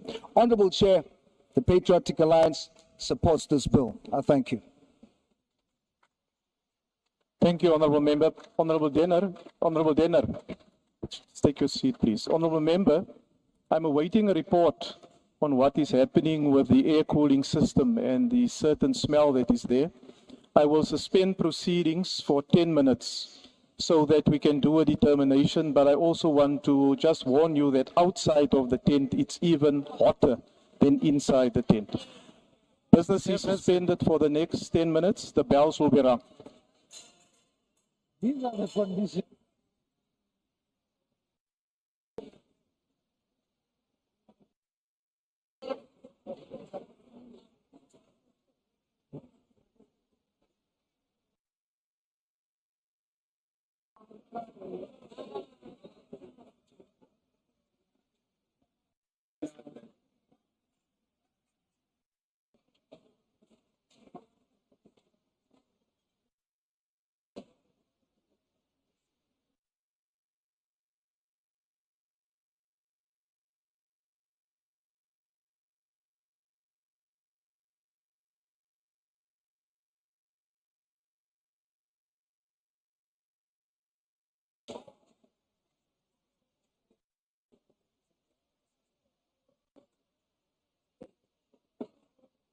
MK, don't bend the tent.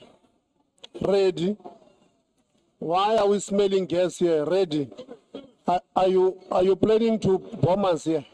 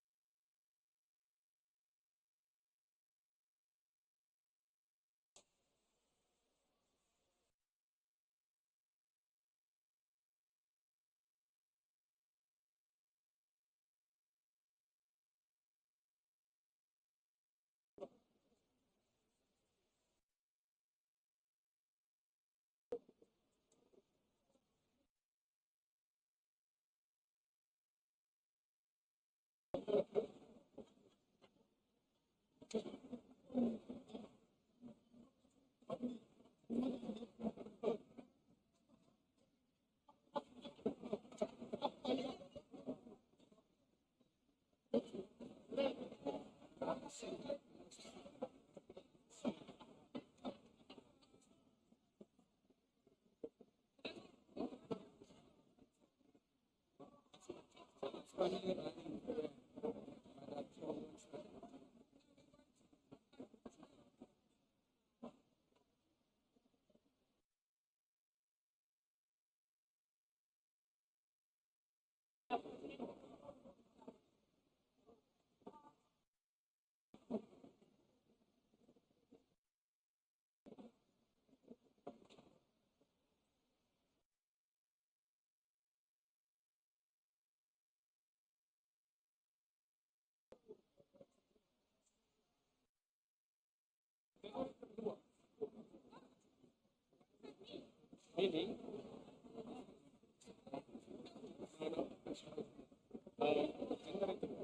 meaning,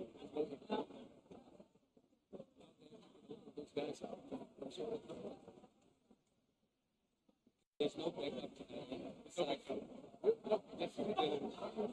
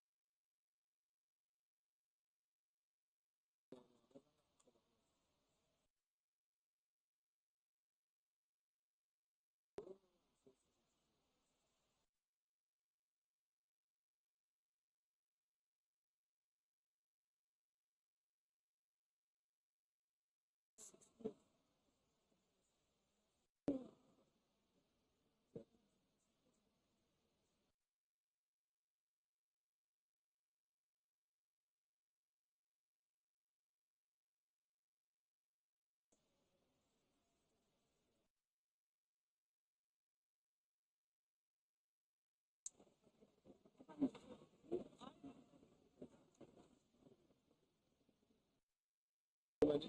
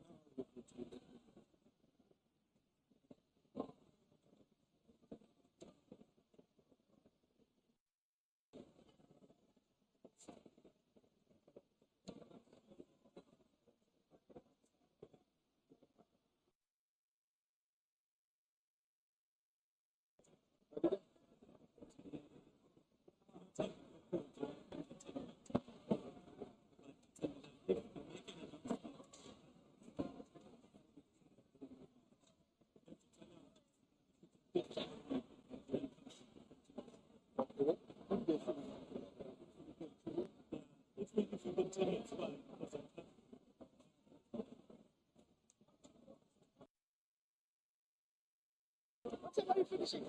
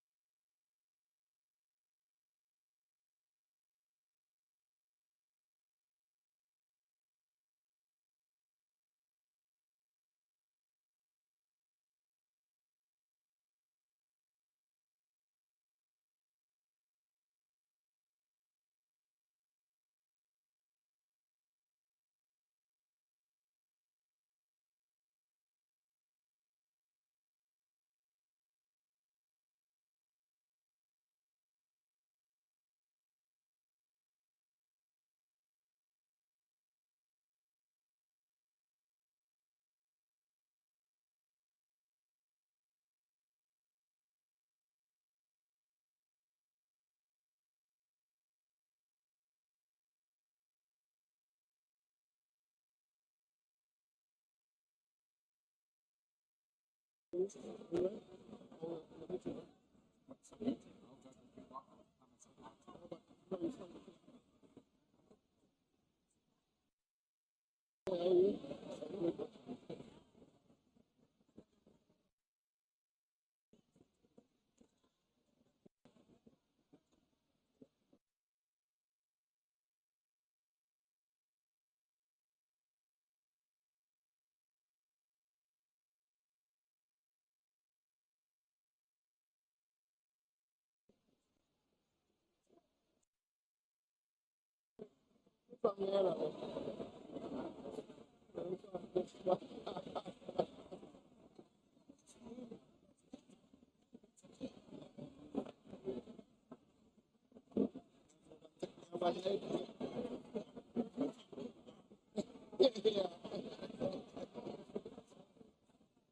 hear what they say.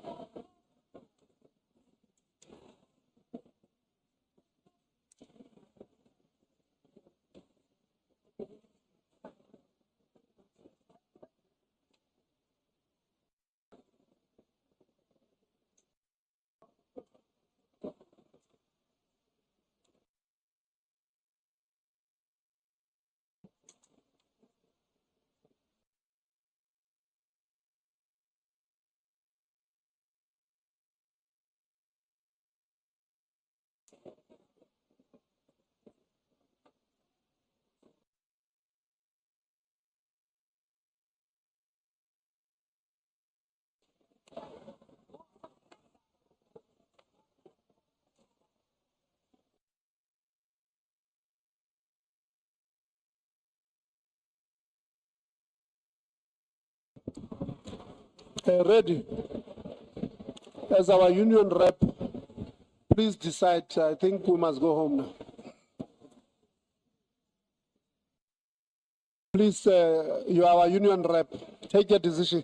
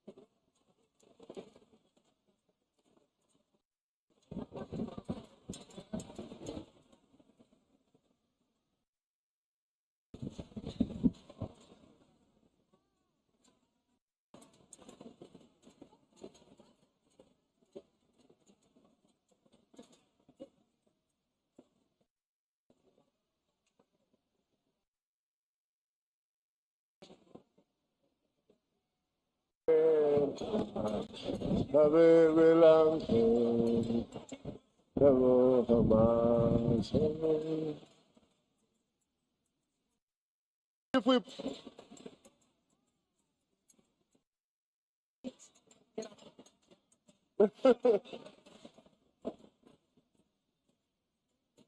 Mzansi buyayo, Mzansi buyayo, Mzansi buyayo, Othula kuthitu, Mzansi buyayo, Mzansi buyayo, Mzansi buyayo, Othula kuthitu, Okhalomana.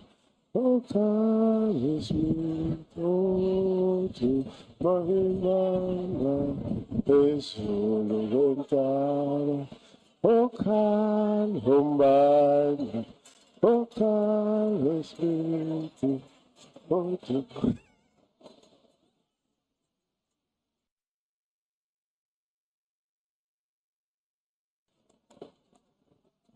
One, two.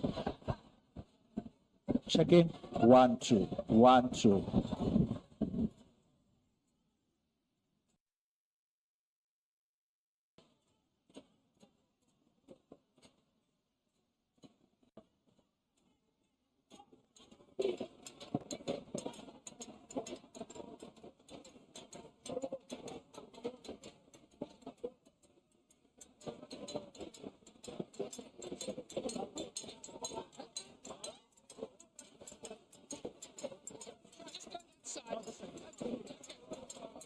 One, two.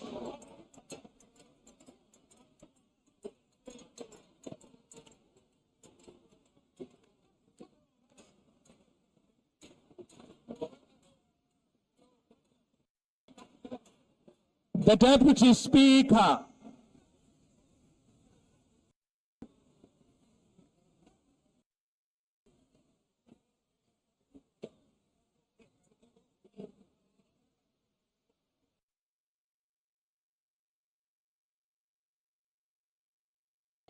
Please be seated.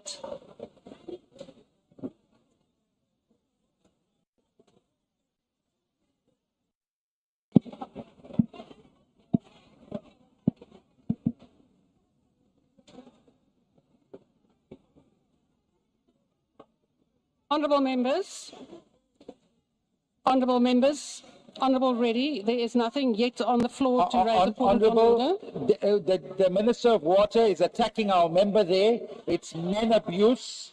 Please bring her to order. Honourable members, we proceed. Before the break, could I please ask members to settle down? Before the break, we had a complaint about the heat, and I think we all know that this is a big problem at the moment. The problem is with the electrical connections. So the technicians were able to get the air conditioners on my right-hand side working and one at the back at that point. But unfortunately, there was one of the plugs that burnt, so they cannot fix it at this particular point. The chief whips then had a meeting a few minutes ago, and the decision is as follows. We will conclude with a debate that we started this afternoon. We will then go to the next item, to the item considering the vacancies for the National Youth Development Agency. The debate on Human Rights Day, motions without notice and notices of motion will stand over. So we have one item in process and one other item, and then we will adjourn. And that will hopefully give the technical people sufficient time to fix the problem with the air conditioning, because we are fully aware that it is extremely hot on a very hot day. Members, we will then proceed with the speakers list. And the next speaker is the Honourable Denner. Deputy Speaker. Honourable Denner, before you proceed, yes, Honourable Member. No, thank you, Deputy Speaker. We hear your guidance. But Deputy Speaker, I just want to bring it to your attention that we need to get Parliament in order. Firstly, it was the Speaker who came late in the last sitting, and she had to apologize. The Minister of Finance who could not table his budget, it had to be postponed. We had a Mambara minister who couldn't answer questions, and he became the Mambara of the year. So please, Deputy Minister, so please, let's get our house in order. This is the highest legislation house in the country. Honestly, we complained about the sound system the last time.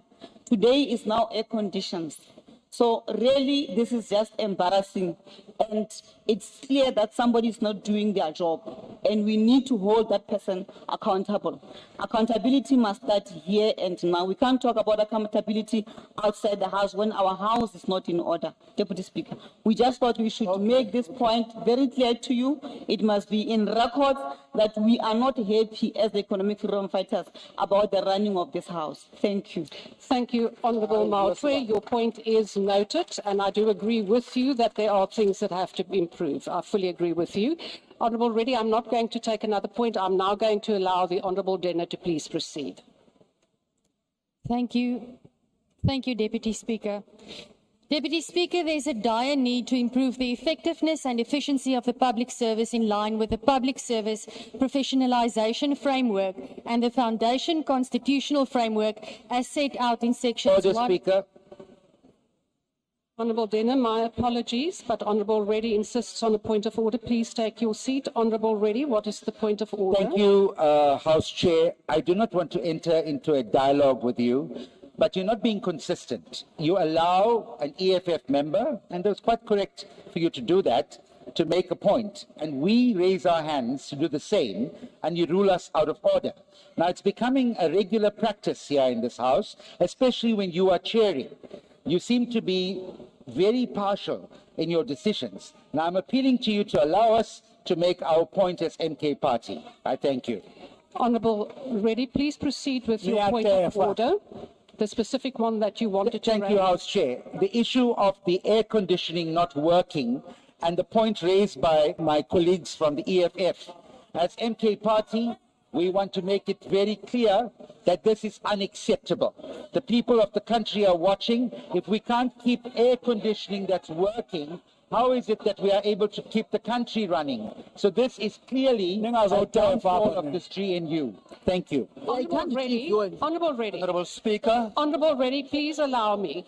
Honourable Reddy, you have now, in terms of the rules, fallen foul of a rule which states that once a ruling has been made, and I made a ruling in terms of Honourable Maotwe, that you continue to raise the same point and try to get into a debate about it. So you are out of order. Thank you very much. Honourable Ntlangwini. Honourable Speaker. Honourable Ntlangwini was before you, sir. Honourable Ntlangwini. Thank you very Honourable much, Ntlangwini. Deputy Speaker. Deputy Speaker, there seems to be a norm which is starting to be the norm of the 7th Parliament. One is to cancel unprovoked programming committees and chief of forums that we need to have within the space and within this particular time frame of our term. And that seems to be the norm of the 7th Parliament. Now, the issues that we are having here today of aircon and many other issues is precisely that. Because the Chiefs Forum is supposed to sit and sort out these particular and minimal issues to make the House run seamlessly and without any hazards or any abruptly Honourable Ntlangwini, you are now busy with matters of the Chief Whip's Forum. I'm not going to entertain that further. It's cancelled. No, it's cancelled. You can take that right to the Speaker, it's please. Cancelled yet. I do not sit on the Chief Whip's Forum. We didn't have a Chief Whip's Forum, and it's cancelled. Not 3 weeks in Ntlangwini, we don't have I rule you out of order. And then committee. I'm ruling you out of order. I'm going to switch your microphone off. The next point is that of the Honourable PA. You raised your hand before the member of the MK, and then the Honourable Michalakis. Honourable member of the PA. Thank you, Speaker. The mic is back on now. Thank you. Honourable Speaker, I'm not going to be long. I just think this to and fro is just frivolous. We are not technicians, and things do break down from time to time. I mean, even the party breaks down. Which rule? And who are they going to blame for that breakdown? Honourable members, I have ruled, Honourable Daniels, please. Which rule? Don't abuse the platform. This is not a point of order. I have ruled Don't abuse the platform. The first person who rose on this point was the Honourable Matwe, and I expressed myself on that, agreeing with her. I also want to remind you that the Chief Whips had a meeting. It wasn't raised there. Now you want to make it a debate, and we will not discuss the matter further. The Chief Whips discussed it. If it is not an absolutely new point, and you cannot point to the specific rule, I'm not going to recognise you. The member from the MK and then the Honourable Michalakis. Deputy Speaker, we are beginning to have serious exception with you. The manner in which you preside over the affairs of this House are extremely antagonistic. Every time we raise our hand, you overlook us, but you can see members of the DA who are seated far across us. Please be consistent and be fair in your application of processes of this House. We are not happy with you anymore. In fact, we are going to officially write to the Speaker with your conduct that seems to undermine our presence in this House. Honourable Member, please also note that just because you raise your hand, you are not the first to speak. I recognise members in the order in which they raise their hands, so perhaps just have a look around. I next recognise the Honourable Michalakis. Thank you very much, Deputy Speaker. I rise on Rule 84, and I do apologize for not doing it at the point when the transgression happened, but I did have my hand up and I wasn't recognized. Deputy Speaker, I rise on this rule fully knowing that it's not my duty necessarily to protect members of other parties, but if we as Chief Whips allow for unparliamentary language to go through, we would be failing this House and its processes. I would therefore ask that you please make a decision on the words used by the Honourable Member from the EFF when she referred to another member as Mampara of the Year. If we're going to start calling each other Mamparas, that would be all we do all day. Deputy Speaker, I would like you to please rule on the parliamentary language or unparliamentary language in the reference to another member as Mampara. Thank you. The Honourable Michalakis, I will consult with the Hansard on that particular matter and come back with ruling. Honourable Member, I'm busy talking, and you know full well within the rules recognize me that because I want was to attend to the Honourable Chief Whip of the DA. Michalakis, you do know that the rules state that while the presiding officer is speaking, that you do not interrupt. Please consult the rules. I'm busy with the ruling on Honourable Michalakis, and we do not debate a point of order. Honourable Michalakis, I will consult with the Hansard and return with a ruling. Honourable Mkalipi, what is your point of order? No, Deputy Speaker, if Honourable Mkhalapi, or whatever the name is, does not know the news, that thing that is said by the TG was on the news, which that Deputy Minister is the Mapara of the week. It does not come from the EFF. So it's news. Go and check your news. Honourable Mkalipi, I will consult the Hansard. Deputy Speaker, the second point that I think you need to take it very serious. We can't be sitting here allowing the cancellation of the Chief Whip, whereby we're supposed to process these issues, and the cancellation of the programming. For the second time, where are we going to vent out these issues that are very important, including to workshop the DA Chief Whip who does not know what is the current news, what is saying about Parliament? Thank you. Honourable Ntuli. No, Just encourage your members to read. Thanks, Deputy Speaker. No, Deputy Speaker, I just want to, firstly, to raise a point of order. That we met shortly, not so long ago, and we decided how we want to proceed with the sitting this afternoon. And if there are concerns about the functionality of some of the committees of Parliament, I think let's allow those concerns to be discussed at a relevant platform. I don't think it's appropriate for us to hold this House further at ransom under the conditions we've accepted are not of our own making and are not conducive for the sitting, primarily because we are being subjected to discussions about the work that must take place in the portfolio committees. That's my appeal, Deputy Speaker, that I think let's appeal to you to stamp your authority and allow the sitting to conclude its business for today. Thank you. Thank you, Honourable Member. That is exactly what I said earlier, that this is not the platform. Honourable Matwe made her point of order. It was noted and it will be considered. However, members then proceeded to disrespect that. So we will now proceed and not recognise any further frivolous matters as points of order. Honourable Denner, once again, my apologies for having to delay your speech. Deputy Speaker, as I said, there's a dire need to improve the effectiveness and efficiency of the public service in line with sections 195 and 196 of the Constitution.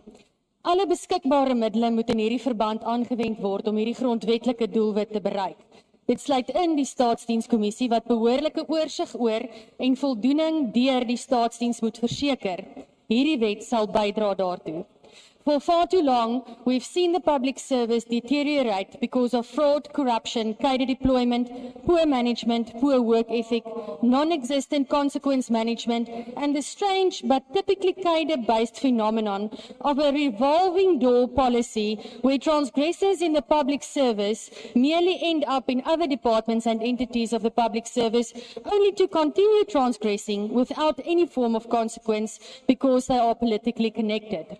The aim of the Public Service Commission Bill is to strengthen the Public Service Commission's position as a single, independent and impartial commission in line with Section 196 of the Constitution, to regulate the process of appointment of commissioners to the Commission and matters regarding the support of the work of the Commission. Clause 5 of the bill is of the utmost importance, Deputy Speaker. As previously mentioned, there is a tendency in the public sector where usually cadres are merely redeployed to other government departments, entities or commissions when they've been found to be involved in some or other sinister dealings, be it tender corruption, maladministration, fraud or some similar or other scandal. The list is endless. The revolving door policy has for years ensured that maladministration, poor management, corruption and the like is perpetuated in the public service, especially in local government, may not be repeated in the Public Service Commission. The Public Service Commission must be a body free from skeletons in the closets of its commissioners, so impartial, fair, objective and proper administration can be ensured, giving effect to the requirements of Section 1951 of the Constitution, being a high standard of professional ethics that must be promoted and maintained within the public service. Clause 5 states that, amongst other provisions, a candidate is not a fit and proper person if he or she has shown a lack of integrity, reliability and honesty. Now, if this bill can get only one thing right, by ensuring that reliable, honest commissioners of integrity are appointed to the Public Service Commission, commissioners who are willing and able to do what is expected of them, then we're already heading in the right direction. Of course, then, the Public Service Commission and its commissioners and staff must be properly capacitated with the necessary resources and funding to give effect to its constitutional and expanded mandate. I agree with the Honourable Minister when he said here today, a weak Public Service Commission benefits no one except those who wish to benefit from it. Hulle sê, agbare adjunkspeaker, sien is glo. So kom ons kyk. Ek dankie. The next speaker is the Honourable James.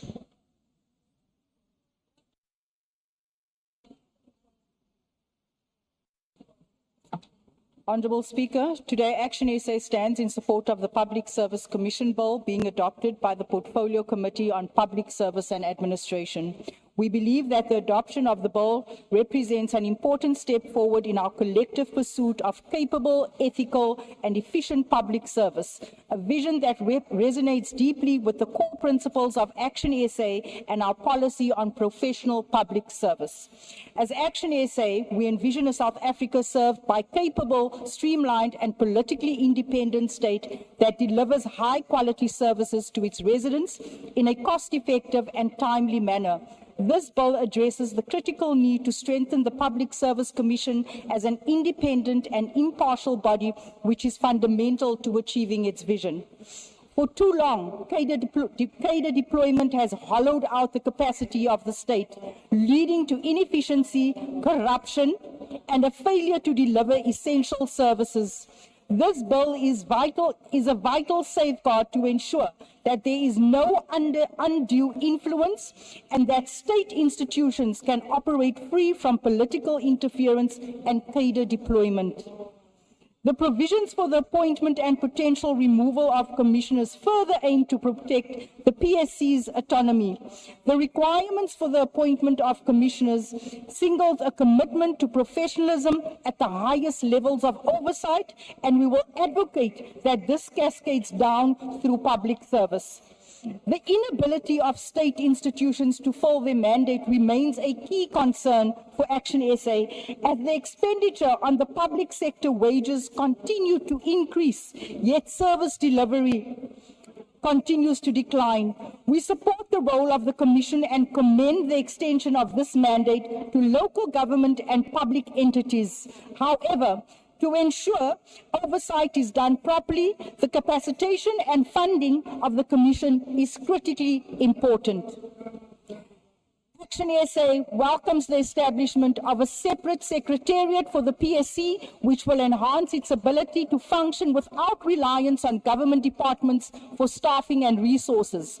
This will strengthen independence and functionality of the Commission. The bill sets out mandates which requires the PSC to report on its activities and the performance of its functions.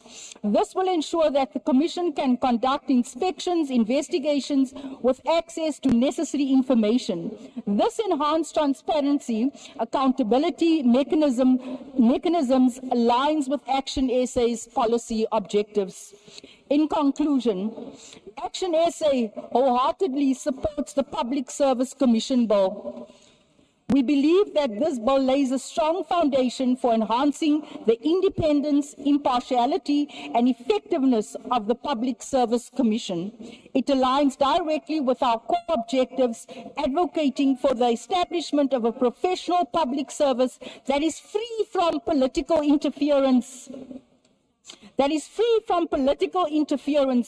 destructive practice of cadre deployment, and focus solely on servicing the people. We call on all parties to unite in supporting this bill as a crucial step toward building a capable state our nation rightfully deserves. I thank you. The Honourable Swart.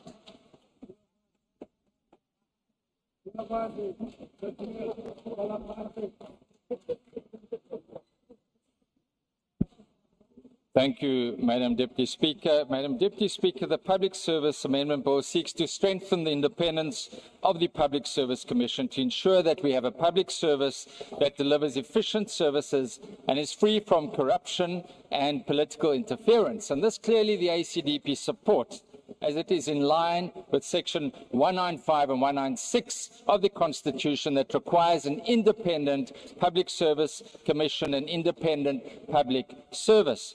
Now, it is a well-known fact that despite the very hard work of many, and the majority of our public servants and their commitment, such as doctors, nurses, teachers, police officials, engineers, there is still widespread challenges. There's still widespread service delivery shortages. And of course, one of the most profound challenges is corruption, particularly in the procurement sphere, which has been highlighted by the Zondo Commission and many other reports, and has resulted in tens of billions of rands not being spent on much needed services, but being pocketed by disreputable officials and other persons.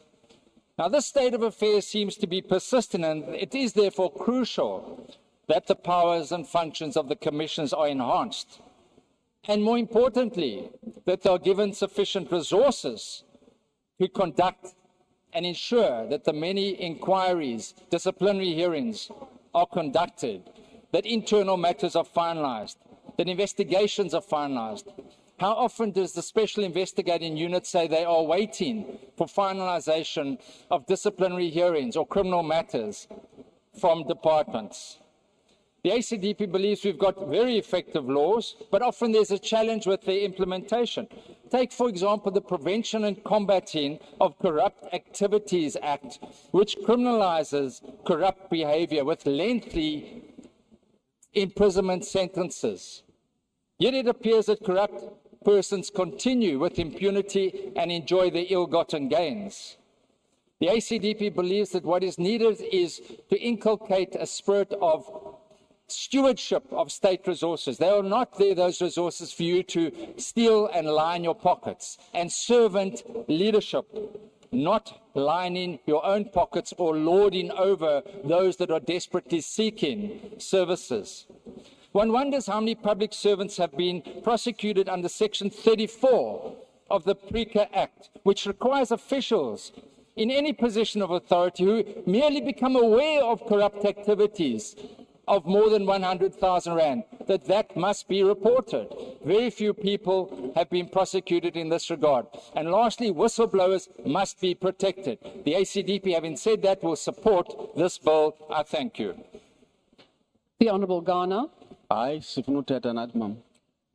Honourable Member from the UDM, I don't see you in front here at the chair. Are you going to speak? Yeah, we want to indicate that on said next maar on stem sam. Thank you very much. Baie dankie, agbare Kwankwa, Honourable Ghana. Na khensa msamaxitulu vahlonipheki va huvo maAfrika Dzonga hinkwerhu. The urgent task facing us as the elected public representatives is to help grow the economy so that the people of South Africa can get jobs and escape the life of poverty. Growing the economy starts with excelling on things that are in our control, and it starts with a professional public service that is primarily concerned with saving the people of this country. When we get the public servants doing what they are employed to do, rather than play politics and enriching themselves, we will be halfway to contributing to the growth of the economy. To us as Rise Mzansi, speeding up public service reforms towards a professional, ethical public service is an urgent task. The current public service has unfortunately excelled in frustrating good public servants out of the public service, and this has to be stopped. For the country to succeed, we need an excellent public service and the state to be the employer of choice for best talent and not an employer of last resort. Public service reform is also necessary to change the toxic relationship that exists between trade unions, the public service, and politics. There are departments and professions where the unions effectively appoint or deploy senior public servants through an informal and often unlawful system of political lobbying. These public servants either do their bidding or serve to further frustrate the professional delivery of critical public services. This situation is untenable and leads to many instances where poor service delivery harms the right of the people. It is our belief that a functioning and responsive state at national and local government level is critical for socio-economic outcomes, as poor governance hampers development, economic investment, growth, and therefore inclusion. We cannot grow the economy with a dysfunctional, unethical, unprofessional, and politicized public service and public servants, and it starts with us. As Rise Mzansi, we see this bill as a start towards the depoliticization and professionalizing the public service. It should not just end with an enactment of law. The law must be implemented. Professionalizing the public service is a necessity, and it needs to be done now. We will support this bill. Thank you. The Honourable Webster.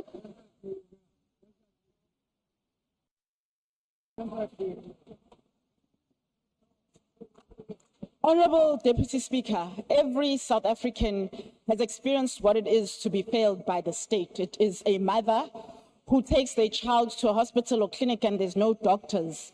It is a father who wakes up at 4 a.m. to go to work, only to find that the trains are not functioning or they're not working. It's a small business owner who, just in trying to keep working and to put food on the plate, is demanded a bribe to approve a simple permit. And this is not an accident. It's the direct result of a politically compromised state, a state that is captured by political appointment, a state where jobs go to friends and comrades and not the best people for the job, and the people of South Africa pay the price. The Public Service Commission bill gives us an opportunity to change course and to change direction. So we support the key provisions of the bill, those that aim to restore the integrity of public service and to strengthen the independence of the PSC, and to ensure that we have merit-based professional administration, and to ensure that we enhance municipal oversight. That is crucial given the ongoing collapse of local government. But the bill simply does not go far enough. It does not ban cadre deployment outright. And if we don't close the loopholes that allow government jobs to be handed out like favors at a political rally, we will have failed our people. Political interference in public appointments has been the single biggest factor that has weakened service delivery. We have to admit that. It leaves crucial state institutions in the hands of individuals who often are not appointed on merit and actually are busy serving political interests rather than the needs of citizens. So the bill should include a clear, explicit prohibition of political appointments in public administration. And secondly, the bill must ensure that PSC recommendations have real consequences when they're ignored. Because currently, the PSC is granted the authority to issue recommendations, but it remains silent on what happens when government departments, municipalities, and SOEs ignore these recommendations. And without clear consequences, what we're creating is a watchdog that doesn't have any teeth. So we have serious concerns with these issues, including the fact that the president retains too much discretion in the appointment of the commissioner, but we'll support the bill, but urge the House to strengthen it further. Otherwise, the next time an ambulance doesn't arrive, the next time a school collapses, the next time a community is left in darkness, we'll know why, and so will the South Africans of this country, the citizens of this country. Thank you. Thank you. The ATM, not present. Honourable Tikana.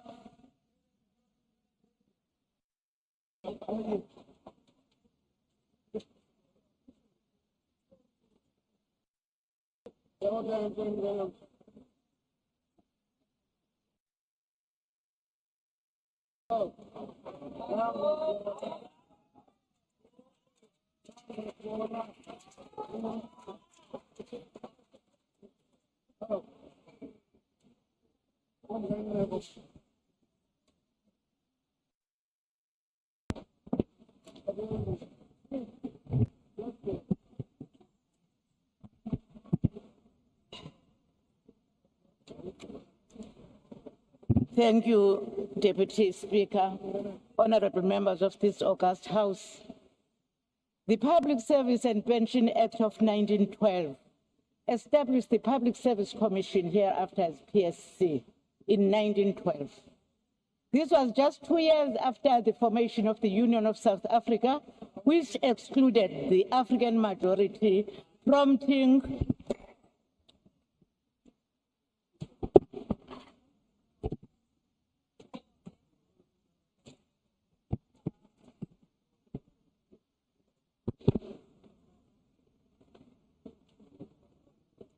This was 2 years after the formation of the Union of South Africa, which excluded the African majority, prompting the formation of the African National Congress, which became the liberation movement, leading to the democratic breakthrough in 1994.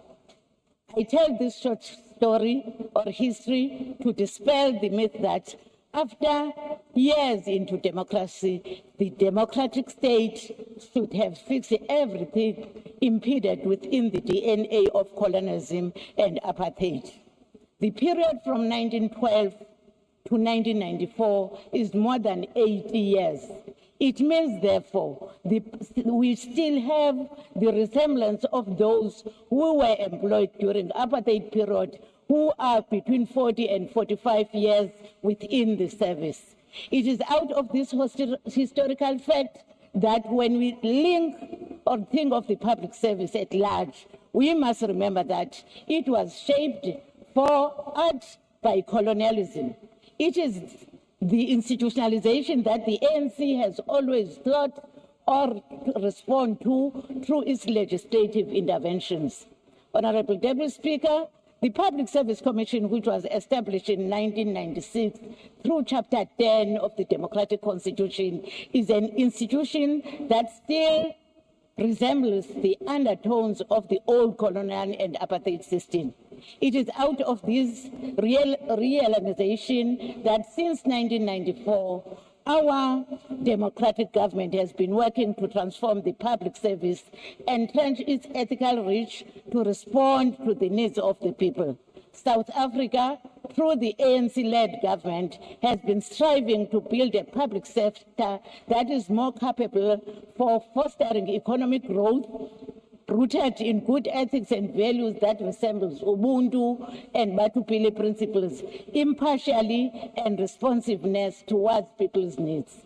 The Public Service Amendment Bill, in our view, is not an amendment for the sake of amendment. Its necessity is pivotal to allow the state to deliver on its mandate. Therefore, we have to assess its socio-economic impact. To do this, we must align this amendment with the 3 strategic priorities of the 7th administration, which is inclusive of growth and job creation, reduction of poverty, and the building of a capable, ethical, and developmental state. We must also make alignment with the National Development Plan Vision 2030 and the Medium-Term Development Plan. Honourable members, our assessment noted that the Public Service Commission lacked in the main independence, sufficient power to enforce instructions, and the mandate was also limited, for instance, on municipalities.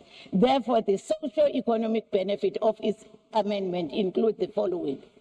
Expanded mandate which will allow the PSC to stretch its reach to local government to contribute to the revitalization of municipalities in terms of governance. Chiefly, this will contribute the issue spirit of intention of the Freedom Charter of the People Shall Govern. Enhancement of the independence of the Public Service Commission, strengthen good governance, and improve professionalization and ethical behavior. Honourable Deputy Speaker, these socio-economic benefits of the proposed amendments are pivotal to drive the agenda of growth and job creation, as I have noted. Much more important, developmental states all over the world require a professional and independent bureaucracy to achieve its mandate. The National Development Plan correctly argued that neither social or economic transformation is possible without capable and developmental states. The amendment that is in line with the NDP vision, and that on its own in terms of planning and alignment in social economic benefit, or put differently, is a mean to an end. That is to say, it is a vehicle through which we will be able to achieve the kind of public service we want to serve our people. Honourable Deputy Speaker, during the past week we have debated again on the motion brought by the MK Party on governance and accountability of state institutions. We have consistently demonstrated that we have always been at work, that we understand the challenges we face, that every setback is a lesson. We have shown that we are always ahead and are able to envisage challenges so that we can respond to them adequately. The bill proves everything about the previous administration, that it was an administration at work for the people of South Africa. One of the lessons learned during the state capture is about the public sector's vulnerability of meddling from private commercial interests. As the African National Congress and as a country, we must ensure that this does not happen again. The state must deliberately prevent the types of executive outreach seen in the past. It must aim for greater stability and continuity in the public sector. In this sense, the power for greater stability, the power bestowed to the PSC bill and professionalization framework provides greater stability to the senior ranks of the public service by extending the term of director generals and provincial heads of departments, subject to them meeting the positions requirements and undergoing frequent performance assessment. I thank you, Honourable Deputy Speaker. Thank you. The next speaker is the NCC. NCC. Oh, yeah, no.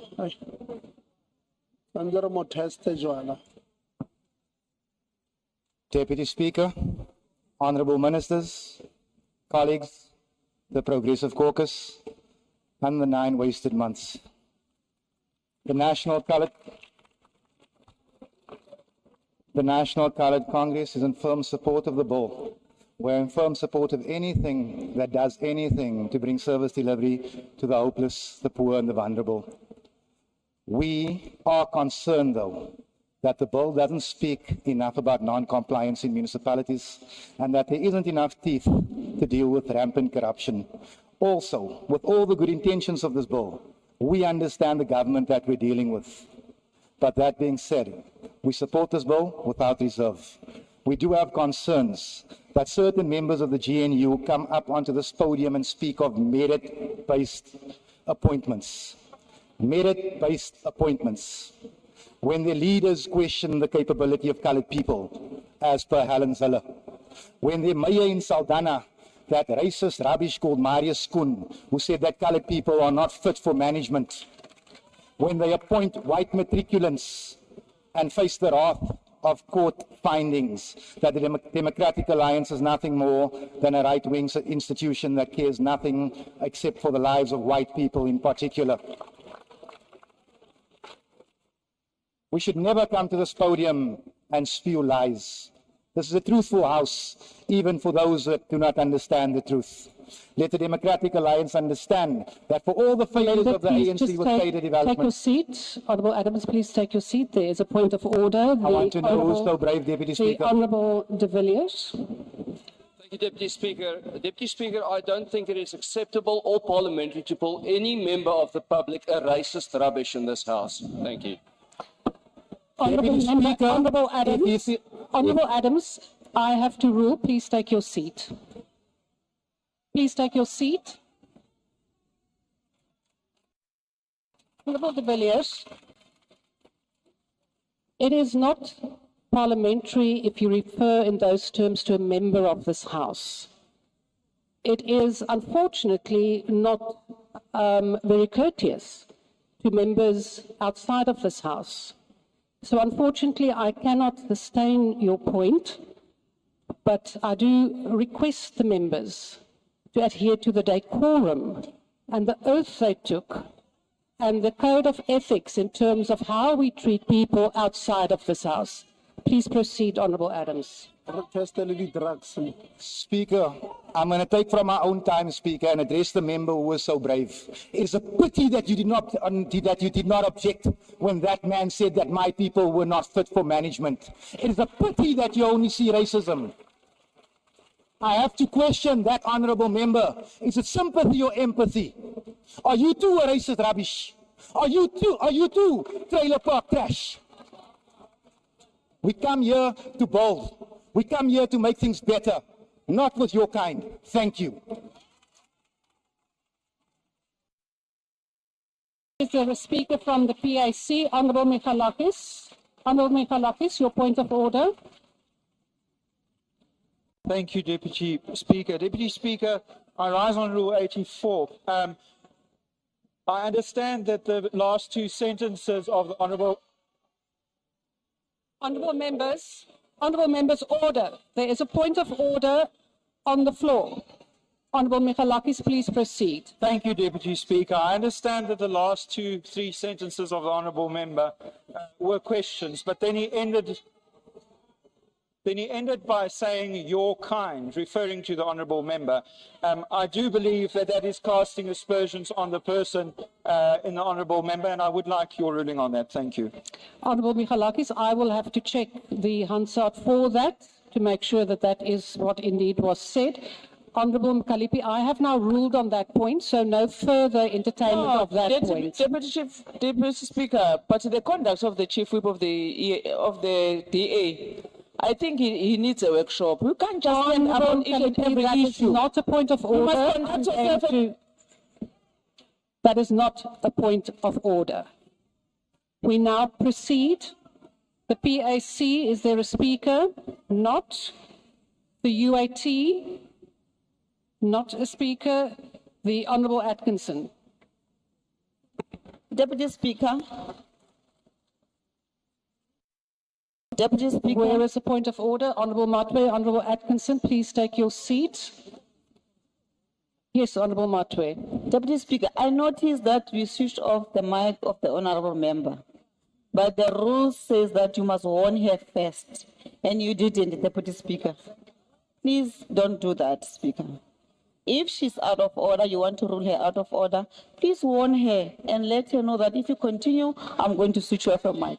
I will do that as I did with the Honourable Ntlangwini, where I warned her and then switched off a mic. I will do that again. My apologies, Honourable Mkalipi, but I will do the same as I did with the Honourable Can I continue? Because I didn't finish my point. That is not a point of order, and I now warn you, I will now switch off your mic.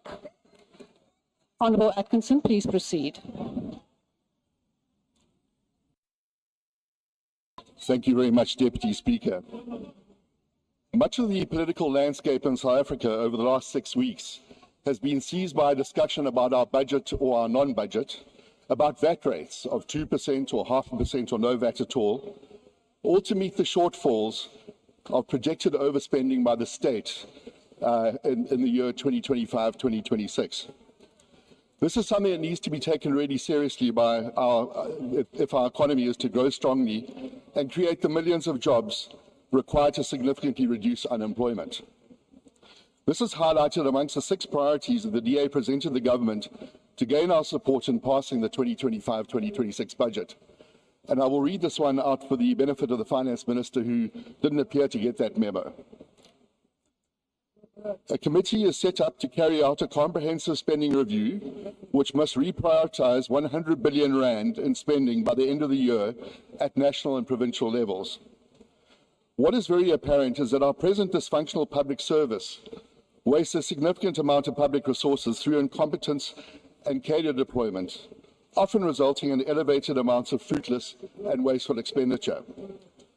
A study of senior managers in the public service in 2021 showed that 35% lack the correct qualifications for their positions.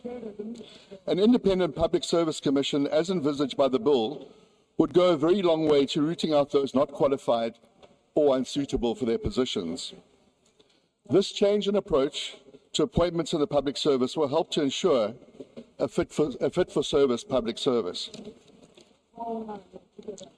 This would have a significant effect in saving public resources, helping greatly in the public spending review as envisaged in the DA's budget document just mentioned. The State Capture Commission, led by Judge Zondo in 2017-2018, has exposed the extent to which the toxic practice of cadre deployment has permeated state structures and not only has caused the loss of hundreds of billions of rand, but also has put lives at risk as well. Much of the money stolen through state capture has been through the procurement processes of government departments and SOEs assisted by compromised individuals. The theft of money from Denel through the Gupta Link company VR Laser can be linked to Denel being unable to deliver armoured trucks to the SANDF. This shortage of vital equipment has placed lives at risk in the recent debacle around the SANDF peacekeepers in the Democratic Republic of Congo. Fraud carried out by compromised government officials can cost lives.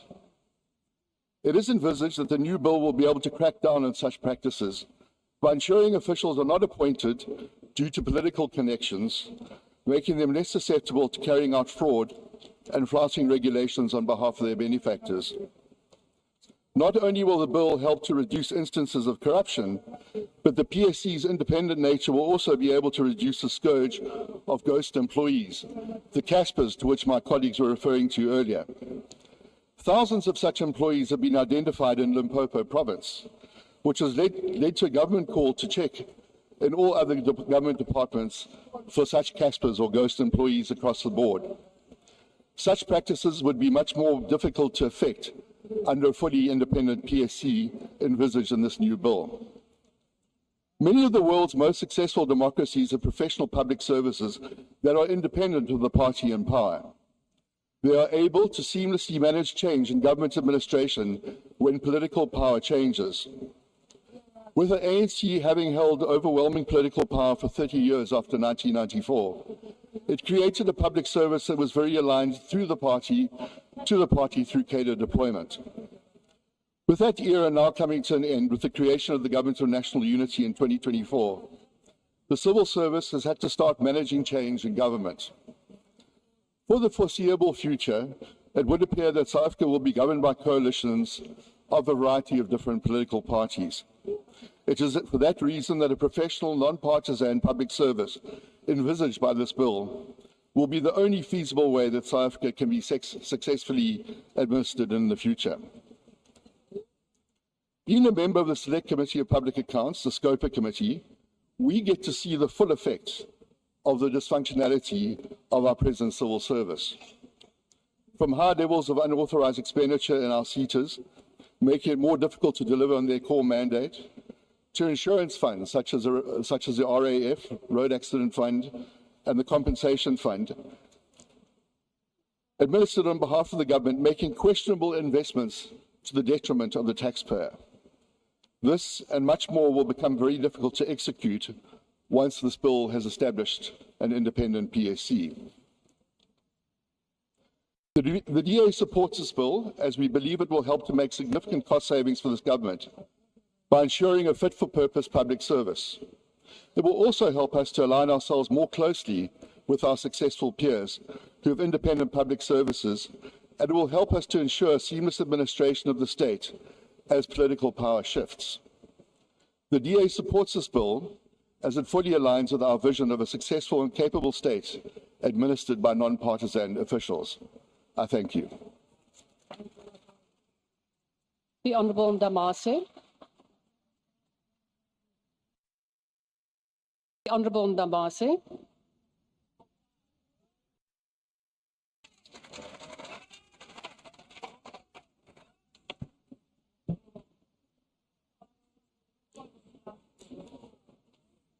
Honourable Deputy Speaker and honourable members of this august House, as I stand here feeling honoured to speak on behalf of the African National Congress, I'm reminded of the statement attributed to Isaac Newton, directed to Robert Hooke. I quote, "If I have seen further, it is by standing on the shoulders of giants," close quote. Honourable members, some of us get carried away and behave as exclusive creators of the success stories, inclusive of the promulgation of the Public Service Commission Act as the 7th Parliament. We may be basking into the limelight as the 7th Parliament. I am therefore reminding this House that if we see not only beyond the mountains, but beyond the clouds, it is by standing on the shoulders of giants. As early as 1992, the ANC, through its seminal document, Ready to Govern, entitled The Public Service, I quote, "The whole of the civil service will have to be opened up so as to make it a truly South African civil service and not the administrative arm of a racial minority. The civil service should be impartial in its functioning and accountable both to Parliament and to the broad community it serves," close quote. In the RDP document, the ANC wrote as follows, I quote, "The public service should be composed in such a way that it is capable of and committed to the implementation of the policies of the government and the delivery of basic goods and services to the people of the country," close quote. It goes further to assert as follows, I quote once again, "While the public service must be based on merit, career principles, suitability, skills, competence, and qualifications, these standards should not be interpreted to further the minority interest as in the past," close quote. In 2007, the ANC further argues as follows, "The creation of a single public service initiative will enable administration in all three spheres of government to be organized and to operate in ways that ensure efficient, quality, collaborative, and accountable service delivery to promote social and economic development for the people of the Republic." Honourable Deputy Speaker, I have only referred to 1992, 1994, and 2000. And that is not even a fraction of the body of knowledge the ANC has deposited in the body politics, not of this country, but of the whole world. One could have referred to 1912, to 1921, to 1944, to 1955, and any other policy document to drive the mantra of standing on shoulders of giants. However, due to time constraints, I only referred to 3 snippets. Honourable members, the ANC traces the genesis of this noble piece of legislation in these walls of the legislative arm of government to the 5th the 6th and the 7th parliaments, lest we allow our minds to refuse to understand. The ANC is in full support of the basic tenets of the Public Service Commission Amendment Bill in front of us as far as the following, amongst others, are concerned. Firstly, the establishment of the PSC Secretariat for full execution of the PSC mandate. Secondly, the affirmation of the independence and impartiality of the PSC as the constitutional entity. And finally, reinforcing the role of the PSC mandate in terms of local government and public entities. Honorable Deputy Speaker, we are convinced that this amendment of the Public Service Commission Bill will, amongst other things, do the following. Firstly, it will strengthen good governance, promote compliance, and improve accountability across the public sector. It will also create the elusive balance between legal rules and ethical values. Honorable Deputy Speaker, we align ourselves as the ANC with the contention that good governance embodies responsible management practices that align with democratic values and efficiency. We therefore call upon the Public Service Commission, as envisaged by this bill, to shine the light on these values. Honorable Deputy Speaker, we are as well party to the fervent belief in the argument as espoused by Young and Northcote, as they argue that accountability in governance builds trust in citizens as they access information about allocation and use of resources.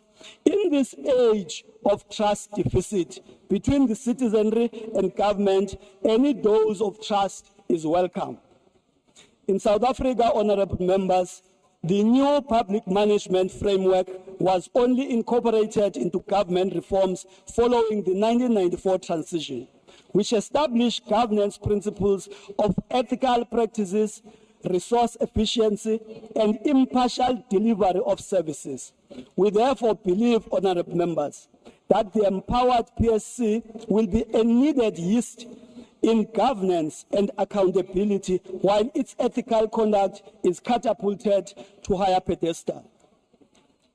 Honorable members, as I conclude, may I remind you once again that 70 years ago, the people of this country proclaimed through their own teeth their demand to govern themselves.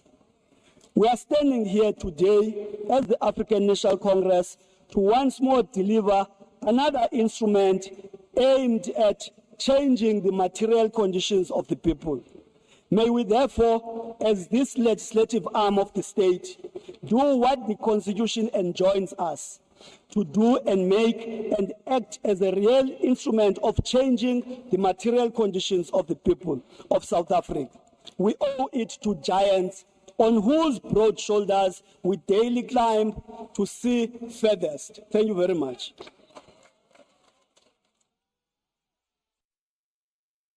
The Honourable the Minister of Public Service and Administration. The Honourable Minister. Deputy Speaker. Honourable Mkalipi, Honourable Minister, please take your seat for a bit. Deputy Speaker, now there's a cool air, so we can proceed. We can review our earliest decision. Now we can proceed with the work because we are sent by people to represent them here. So the problem is fixed. I propose that let us continue with the work of Parliament, Speaker, and let us review our decision that we take that we must postpone the work of Parliament. Honourable Mkalipi, I would suggest that you first discuss it with your Chief Whip and then with the Chief Whip of the other parties. But for now, we will proceed and we will get back to your point later on. The Honourable Minister. Thank you very much once again, Deputy Speaker, for the opportunity. And I also want to thank all the members of your House for their contributions, which has enriched today's discussion. It is really gratifying, Deputy Speaker, that your House speaks with one voice without any division on an important matter which affects our collective interest.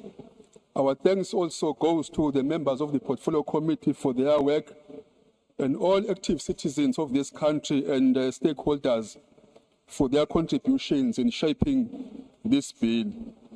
Siyaqaphela ke futhi nembono namazwi okuxwayisa vela kakhulukazi kozakwethu abaphikisayo nabonakalisa ukubaleka ukuthi isikhathi esikuso sekufanele ba imithetho esishayayo kungayi nje ngokuthi ibhalwe phansi emaphepheni kodwa ibe namandla okufeza lokho ngoba siyavivinya imithetho kodwa nxa isimithetho ephelele bese ingabe sabana amazinyo okuthi lume kubonakala umehluko sekusezandleni zayo ke iPublic Service Commission ukuthi yenze umsebenzi njengoba sikhipha inxiwa namhlanje ngiyabonga endlini yakho sihlalo.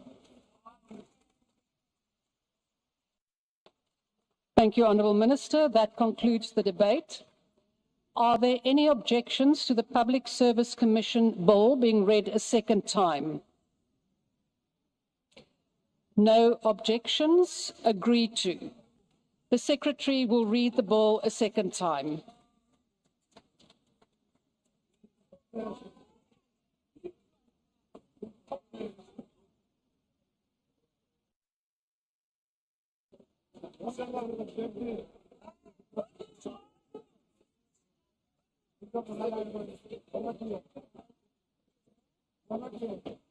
Public Service Commission Bill. The bill will be sent to the National Council of Provinces for concurrence. The Secretary will read the fourth order. Consideration of report of Portfolio Committee on Women, Youth and Persons with Disabilities on filling of vacancies for the National Youth Development Agency Board. The Honourable Van der Merwe.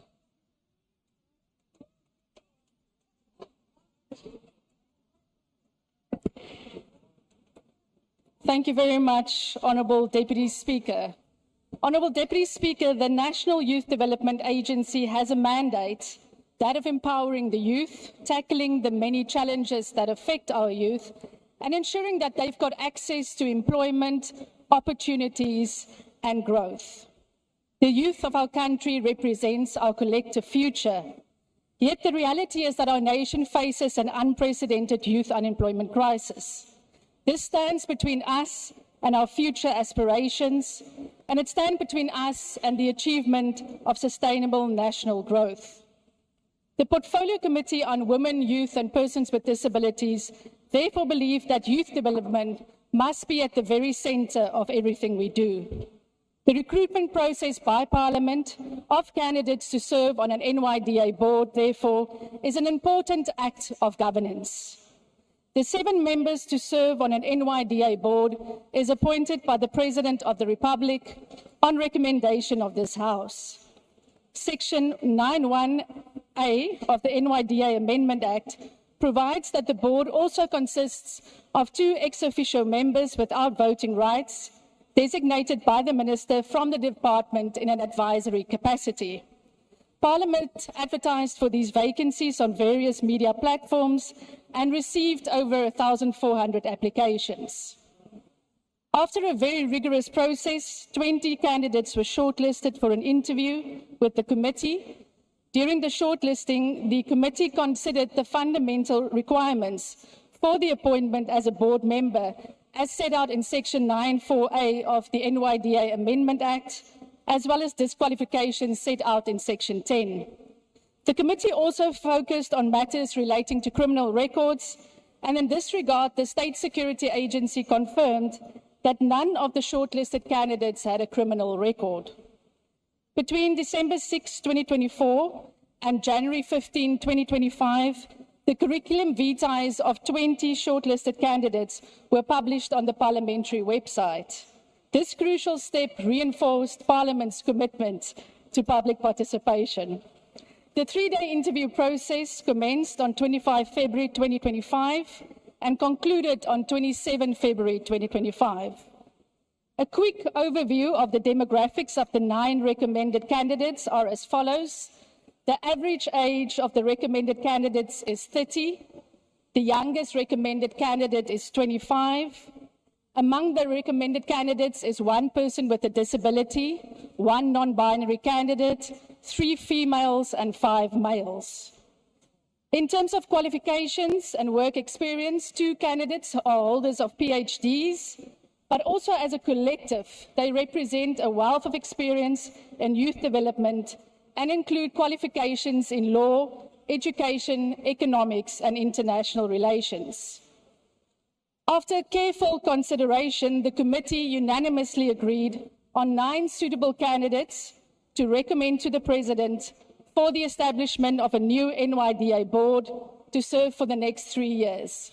And their names are as follows. Ms. Kelly Sandra Baloy, Ms. Tembisile Precious Mahua, Dr. Wiseman Mfaniseni Mbata, Mr. Bonga Sipasitle Makanya, Mr. Sibosiso Makatini, Mr. Ifran Mangera, Dr. Sunshine Minentle Miende, Busisiwe Nandipa Ngumalo, and Mr. Pabiso Nicholas Niati. The Portfolio Committee unanimously endorsed the process as fair and unanimously declared the process as one that delivered on our aspirations of finding the very best, most capable and most suitable candidates. The recommended candidates are representative of our demographic and geographic spread of the Republic, and the Portfolio Committee is confident that all the candidates recommended for appointment are fit and proper persons. The candidates are not only experienced professionals, but they will bring a wealth of knowledge, expertise, and passion to serving young people. On behalf of the Portfolio Committee, I would like to say to all young people who applied, thank you for being patriotic, and thank you for your determination to serve your nation. By completing this work, Parliament has demonstrated its deep and unwavering commitment to the youth and affirms that their concerns are indeed our concerns. I now have the honour on behalf of the Portfolio Committee to ask this House to consider, support and adopt this report. I thank you. Thank you, Honourable van der Merwe. I will now recognise political parties wishing to make a declaration. The usual time for declaration of votes will apply. The DA.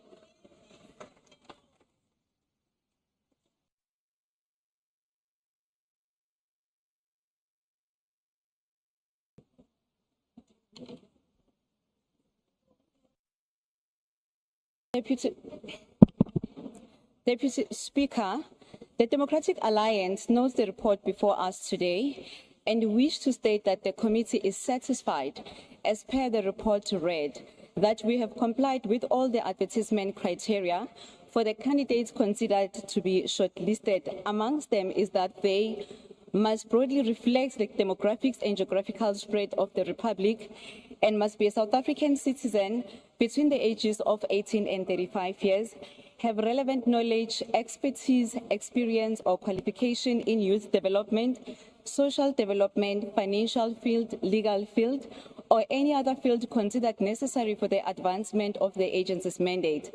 Be allowed to finish their term of office if they turn 35 years whilst in office, and be committed to advance vision, mission, goal, objectives, values, and principles as enunciated in the National Youth Policy. It was inspiring to observe a huge number of young people participating in the nomination process, a process that was transparent. The advertisement also went out for public comment. The committee then conducted interviews, which were also aired on various social media platforms. It was encouraging also to witness young people across the country commenting on the performance of the candidates on social media. This was an indication that young people are taking ownership of their lives and they want their views to be registered on who should represent their interest. We are of a firm view that the names submitted today meet the criteria. We are confident that committee will also receive a resounding approval from young people who followed the process, because as a committee, we took it upon ourselves to ensure we recommend candidates based on merit. The Democratic Alliance has always maintained a stance that the NYDA should be scrapped, because for a longest time, the ANC has used the NYDA as its cash cow. preventing young people from participating fairly in the economy of this country, the use of NYDA to benefit the few connected individuals ends in this term of the 7th Parliament. We still do not support the NYDA based on reasons mentioned above. However, Deputy Speaker, it is the duty of this board, which is about to be appointed by the President, to do justice to the agency and to prove that this agency has an ability to create young entrepreneurs and find jobs for young people across the country with the stakeholders the agency has established relationships with. We expect the board members to roll up their sleeves and use all available platforms to ensure every young person in this country is aware of this agency. And there's at least a number of young people that can identify with each candidate as someone having helped them start a business, develop a business plan, or support a youth-led NGO. This will assist us as a country to reduce the unemployment rate, which is currently sitting at over 45% for young people between the ages of 15 to 35 years. We also expect this board to reach out to young people in the deep rural areas of Platrand in Likwa, situated in Mpumalanga province, in Ingwavuma and Jozini, situated in KwaZulu-Natal, in Gampahlele, situated in Limpopo. These are some of the areas where our vulnerable are found and have always been forgotten. Young persons with disability, living with albinism, and young persons on the street should be empowered via this agency. During these interviews, Deputy Speaker, it came up often that social media should be utilized to its maximum because the majority of young persons are now using social media as part of their daily lives. Member, please take your seat. There's a point of order. Honourable Kanyile, please take your seat. Yes, Honourable Member, on which point are you rising? Yeah, I think the member is using numbers from Stats DA, not Stats SA. Can she take a question? Honourable Member, are you willing to take a question? No, Deputy Speaker. She is not prepared to. Please proceed, Member. During the interviews, it came up more often that social media should be used to its maximum because majority of young persons are now using social media as part of their daily lives. If the citizens of the USA can get paid for utilizing TikTok, we want to see young people within our country being paid for being content creators. This agency is expected to make sure that all these things are possible. We will be keeping a very close eye on this board to ensure they deliver on all their commitments they have made. We support the report. The MK.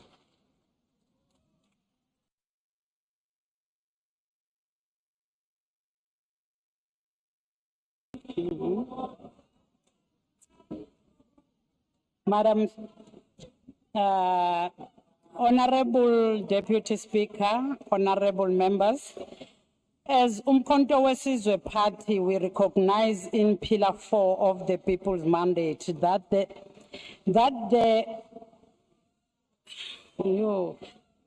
we need to remove any challenge that suppress youth-owned businesses.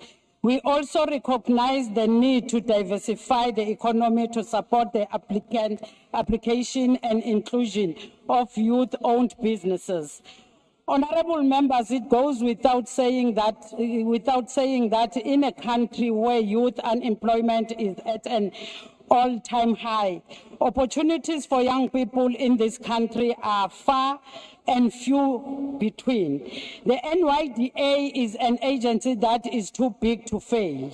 The governance of such an important institution is one that cannot be marked by the corruption, looting, and inefficiencies that haunt many of our state institutions.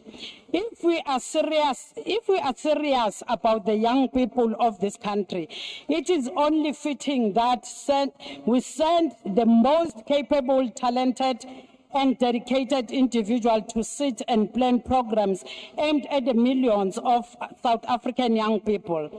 Candidates who have proven to all of us sitting here today that giving young South Africans access to opportunities is all that they need to flourish.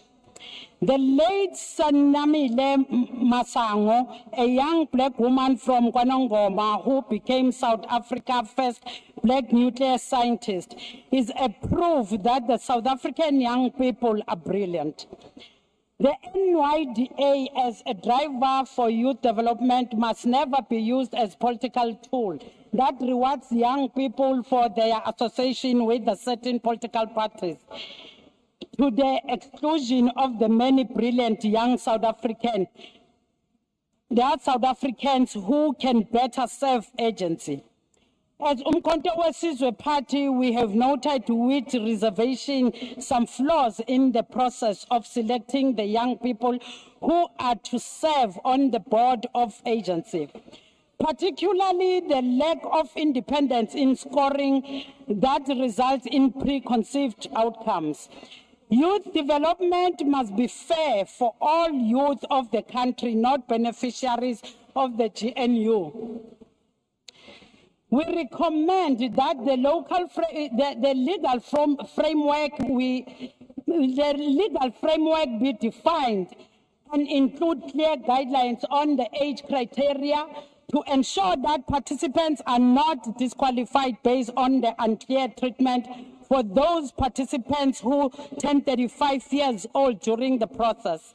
We recommend that the recruitment and shortlist for interview process is done independently to avoid the politicizing of this process and the agency, and to give all applicants a fair chance. We recommend that we exercise stronger oversight to the agency, oversight of the agency. We cannot have this agency associated with corruption, non-compliance with the PFMA, and other irregularities committed by those who sit and serve on the board. Honorable members, young people are the future. It is time that we take them seriously and build them a future they deserve. Your time has expired. Honourable member, your time has expired. The EFF.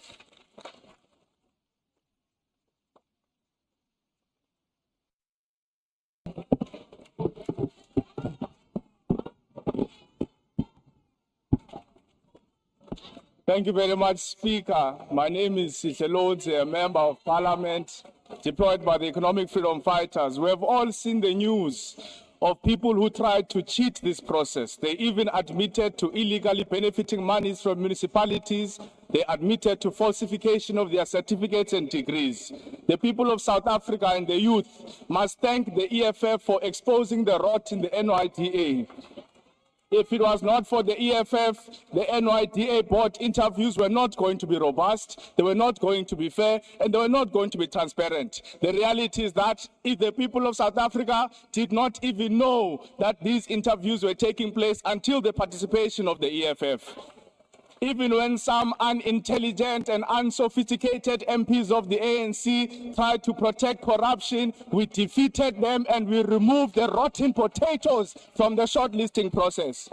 But we must be clear to the people of South Africa, this process was more than just about exposing corruption. This process is about the youth of South Africa, the unemployed hustlers and survivors, the youth that roams our streets with graduation gowns, the unemployed doctors, the bottle girls, the youth drowning in drugs, alcohol and depression. Many of them have stopped looking for jobs. They have stopped being creative and innovative because their creativity is ignored and their innovation is stolen by the same entity that is supposed to fund them. These are young people, not just statistics. They are human beings full of hope, full of dreams, and full of potential. It is a lie that they are lazy. Majority of them work very hard. They study very hard, and they have the necessary skills and competence. But you ignore them because they are not politically connected. They don't call you leadership. They don't wake up in the morning to defend your shenanigans. They don't carry your water. They don't fetch your ice. They don't sleep with you for employment and positions in government entities. Now we're going to give the new board members very clear and simple advice. Number one, it must remove all offices of the NYDA in inaccessible suburbs and take it to the township and the rural areas. Two, they must streamline NYDA processes, reduce the bureaucracy and make it easy for young people to access funding. Three, they must strengthen partnership with other government departments and non-government organizations to increase internship, job and entrepreneurial opportunities. Four, they must enhance the transparency and accountability by regularly publishing impact reports because no one knows what the NYDA does in South Africa. Five, they must review all salaries because at some point the NYDA was paying more than 50% of its budget on salaries. That is irresponsible and financially unsustainable. We hope that we have made it clear to you that no matter how powerful you think you are, the EFF will hold you accountable. The NYDA does not belong to the ANC. The NYDA does not belong to the ANC Youth League. It belongs to all the young people of South Africa. The days of impunity are over. The days of corruption are over. The days of eating alone while young people die from hunger are over. We have kicked the table and we are going to continue to kick it as long as we sit alone in the dinner table. The NYDA belongs to all South Africans, not the cronies of the ANC. Thank you. The IFP.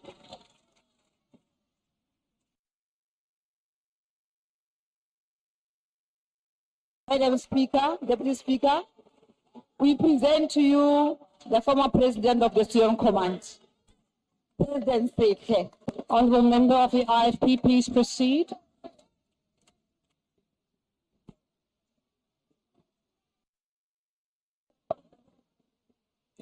Thank you. Thank you, Deputy Speaker. The IFP welcomes and fully supports the process of the new NYDA board, following a selection process that was fair, open and transparent. For the first time since its establishment, Parliament has demonstrated collective commitment and unity in selecting candidates based purely on merit. This process has ensured that only the most capable, qualified and committed individuals has been entrusted with the responsibility of taking the NYDA forward. The IFP has always maintained that young people deserve an agent that is not a political playground, but a dynamic institution that truly empowers the youth of South Africa, irrespective of political affiliation, background, or economic status. The recommended candidates have the historical opportunity to redefine the NYDA into a stronger, more effective, and a robust institution. As the IFP, we stand firm in our commitment to the youth of South Africa and wish the candidates well. In consideration of the all above, the IFP accepts the report. I thank you. The PA.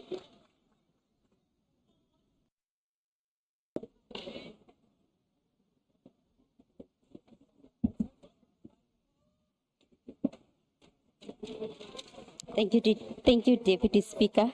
Honourable members, the recommended list of candidates is a true reflection of the diversity of our country, ensuring that all geographical and demographical regions are represented and as outlined in Section 9(4) of the NYDA Act, as amended Act 11 of 2024, the committee has taken into account critical factors such as gender parity and the inclusion of women and persons with disabilities in the selection process. Being part of a process where young people showed interest in putting up their hands to help reshape, empower, and build the future we see for ourselves was one step closer to becoming the generation we hope to be. As the committee extends its gratitude to all candidates who participated in the interviews and expressed their appreciation for the diligent work of the support staff who facilitated this process, we remain confident that these recommendations will contribute to the continuous success and growth of the NYDA. In conclusion, I will say again, we have seen way too many dreams die prematurely. We have witnessed great ideas thought of that never manifested. And we have seen how our tables can be turned when all we really needed as young people of this country is a chance. Thank you. FF Plus. A declaration, Deputy Speaker. Thank you. Action essay.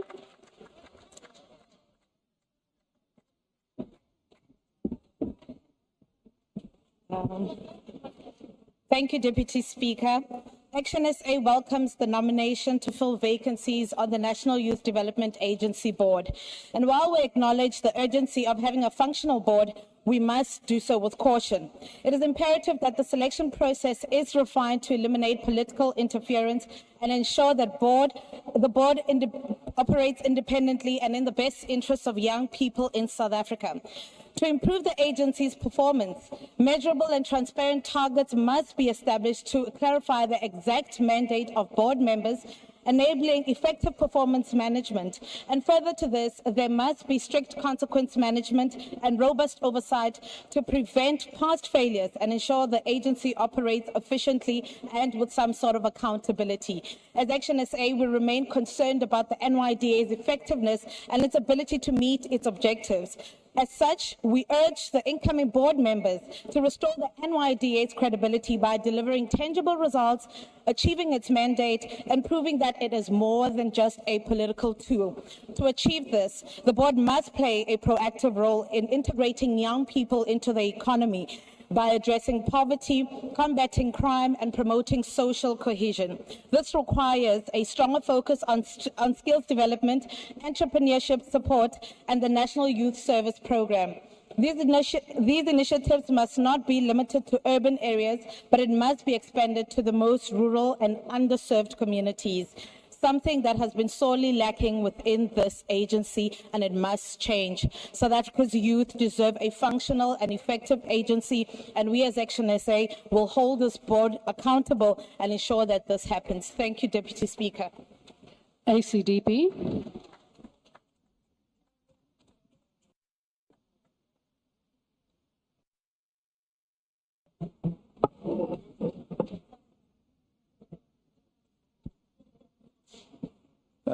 Honourable House Chairperson, as we consider this report, the ACDP underscores the need for a functional, efficient, skilled and committed NYDA board. This board has the mandate to initiate, design, coordinate, evaluate and monitor all programs aimed at integrating our youth into the economy and society in general. The filling of the vacancies for the NYDA board comes at a crucial time for young people in South Africa. Many have become despondent, staying away from the polls at large numbers. Youth unemployment stands at some 45.5%, impacting economic participation and overall development of young people. Furthermore, many young people lack employable skills, which is exacerbated by scarce job opportunities. The ACDP calls on the newly elected board to develop programs which, number one, closes the mismatch gap between youth unemployment and job market demands. Two, focus on giving young people access to quality education and training, curb high school dropout rates and improves weak educational systems, and fourthly, address issues related to mental health, bullying, homelessness and gangsterism. Honourable House Chairperson, the ACDP is concerned by the sudden elevation of a non-binary gender category. We are not satisfied that this board adequately represents the demographics of South Africa, despite due legislative process being followed regarding the public participation and shortlisting process. However, with these reservations, the ACDP supports the report. Thank you. UDM.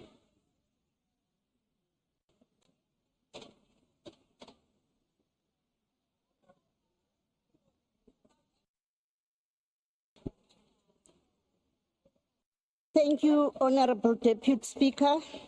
The UDM is in support of the recommendations made by the Portfolio Committee for the appointment of the 9 candidates to the NYDA board. We commend the committee for ensuring the diversity and inclusivity of the chosen candidates, which reflects the demographic and geographic spread of our country. It is encouraging to see that the list includes women and persons with disabilities, demonstrating a commitment to fairness and equity. While we fully support the inclusivity, we must also make it clear that there are roles and responsibilities the new board must prioritize. The youth of South Africa face critical challenges, and we expect the board to focus on empowering young people, particularly by creating greater access to education, employment, and entrepreneurial opportunities. These efforts must target the most disadvantaged areas and rural communities. Honorable Deputy Speaker, isikhalo sikhulu kakhulu phaya phansi ngendlela i-NYDA esebenza ngayo. Bathi uncedo alufikeleli kubantu okufanele lufikelele kubo. Ngokukodwa xa iza kumba wokuba kukho amahle athi kufuneka umuntu omtsha abe kwipati ethile ukuze afumane uncedo. Umnqweno we-UDM kukuba le board intsha iwuqwalasele lo mba. Additionally, the board must promote youth participation in governance and policy making. South Africa's youth must feel empowered to influence the future of their country, and the NYDA should serve as a platform for this. I thank you. Thank you. Rise.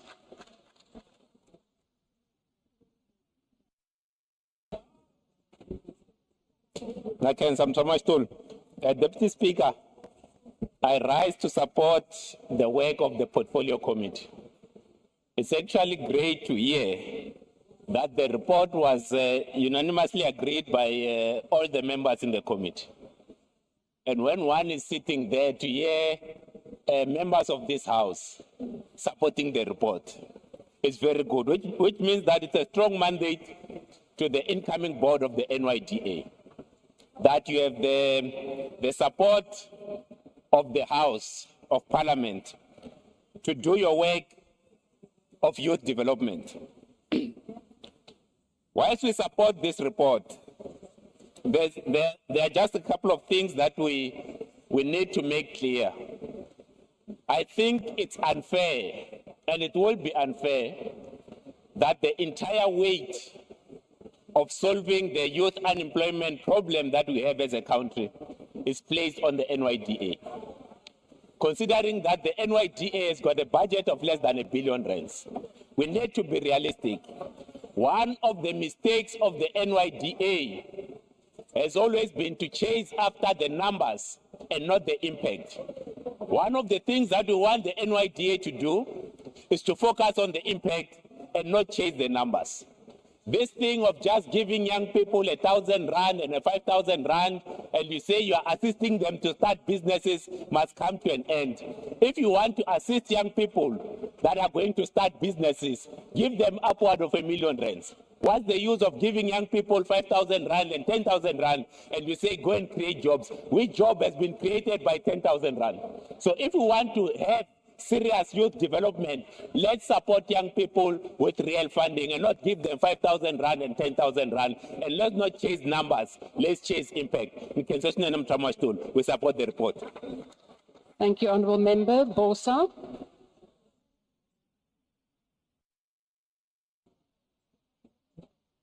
Deputy Speaker, we want to acknowledge the work of the committee and to support the report. But it would be amiss of us to not use the platform and the opportunity to recognize the fact that the NYDA has historically, to date, failed the young people of this country.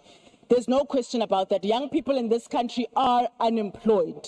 They have close to 70%, by the expanded definition, unemployment in this country. They are unemployed, they are desperate, they are lacking opportunities while the NYDA exists. And the NYDA was established as a vehicle to actually address these issues, not as a vehicle for patronage and wasteful expenditure. So the board that is ultimately going to be appointed has got to make sure that there is reform in the NYDA, that the inefficiencies that plague the NYDA are addressed, and that really we start to increase the youth entrepreneurship rates in this country, because it's an indictment on this country that we have one of the lowest youth entrepreneurship rates in the country, and we have an institution that is supposed to champion economic opportunities for the young. So while we support the recommendation of appointments, the House must recognize that appointing a new board alone is not what's going to fix the crisis, that the NYDA needs urgent reform, and that the mandate must be refocused, it must be accessible, it must be relevant, and most importantly, this leadership has got to be held accountable. Thank you. ATM, not present. Jama-ah. Thank you, Honourable Speaker. Jama-ah supports the report. Thank you. NCC, not present. PAC, not present. UAT, No declaration. thank you. Good, not present. ANC,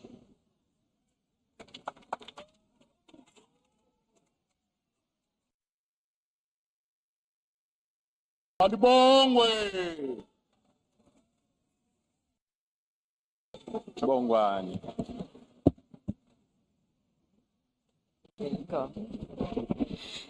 Thank you so much, Chairperson and honorable members and fellow South Africans for the opportunity.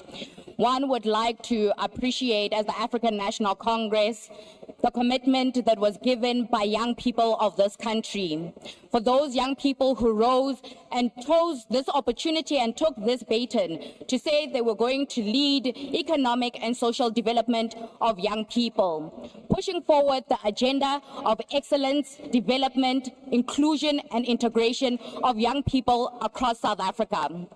As the African National Congress, we have diligently promoted youth development and integration. We have always integrated the economic and social access for young people. As the African National Congress, we also highlight and recognize some of the deficiencies that still persist in society, and hence why we emphasize the importance of the NYDA. We also would like to appreciate the candidates who stepped forward, those who were shortlisted, and those who put themselves through the rigorous process of interviews, also being put on the public platform for scrutiny. We appreciate their resilience and them opening themselves with their skills, with diligence and commitment to pushing forward youth development. As the African National Congress, we firmly believe that youth development should be at the core of our agenda as a country, and this is enshrined in the NDP. In the NDP, we seek to ensure economic and social emancipation for young people, understanding that they are the drivers of our future. They must be the defenders of our democracy. Since the establishment of the NYDA, we have seen significant progress, not at the rate in which we wish to have seen it at, but yet we have seen opportunities being granted through grant and service opportunities. We have seen skills development training. Additionally, through the last administration and the last board that is now stepping out, we have additionally seen collaborative effort with government institutions and the private sector. The agenda of young people cannot be achieved only by this institution, which plays a very pivotal role in society. It can only be achieved through collaborative effort with the private and the public sector.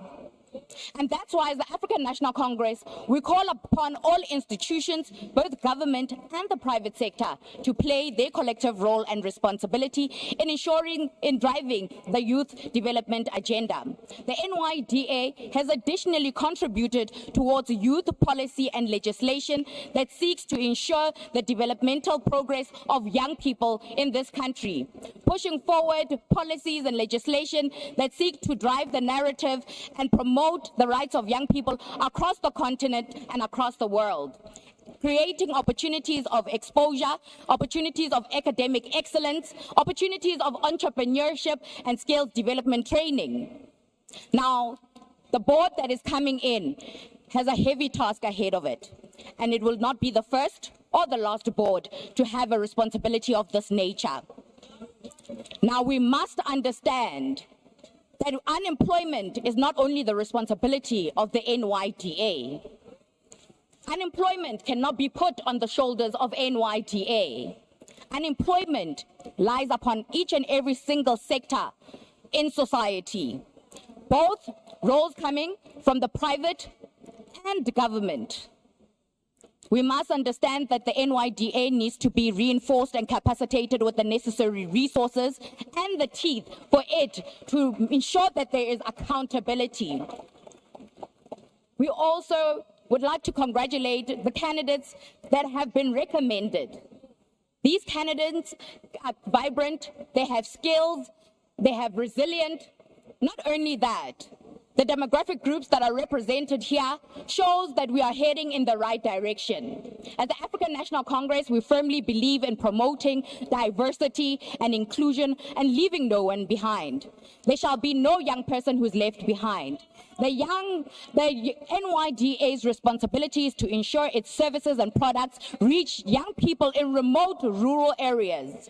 There should not be a young South African who is unaware of the operation, the work, and the services provided by the NYDA. And therefore, this responsibility will be upon the incoming board, and we wish them all the best. Additionally, I would like to speak to Honorable Lonzi, who has made it a point in this House and during the proceeding of the Portfolio Committee Order.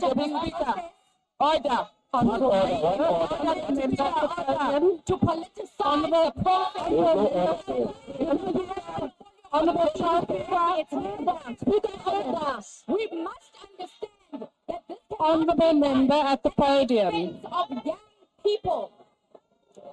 We cannot, Honorable members, order. Honorable Chauke. politics Honorable Chauke, there is to a gain point of political order. favor at the expense of Chauke. young people. Honorable Chauke. We stand for young people. Honorable Chauke, please take your seat. For the emancipation empowerment of young people.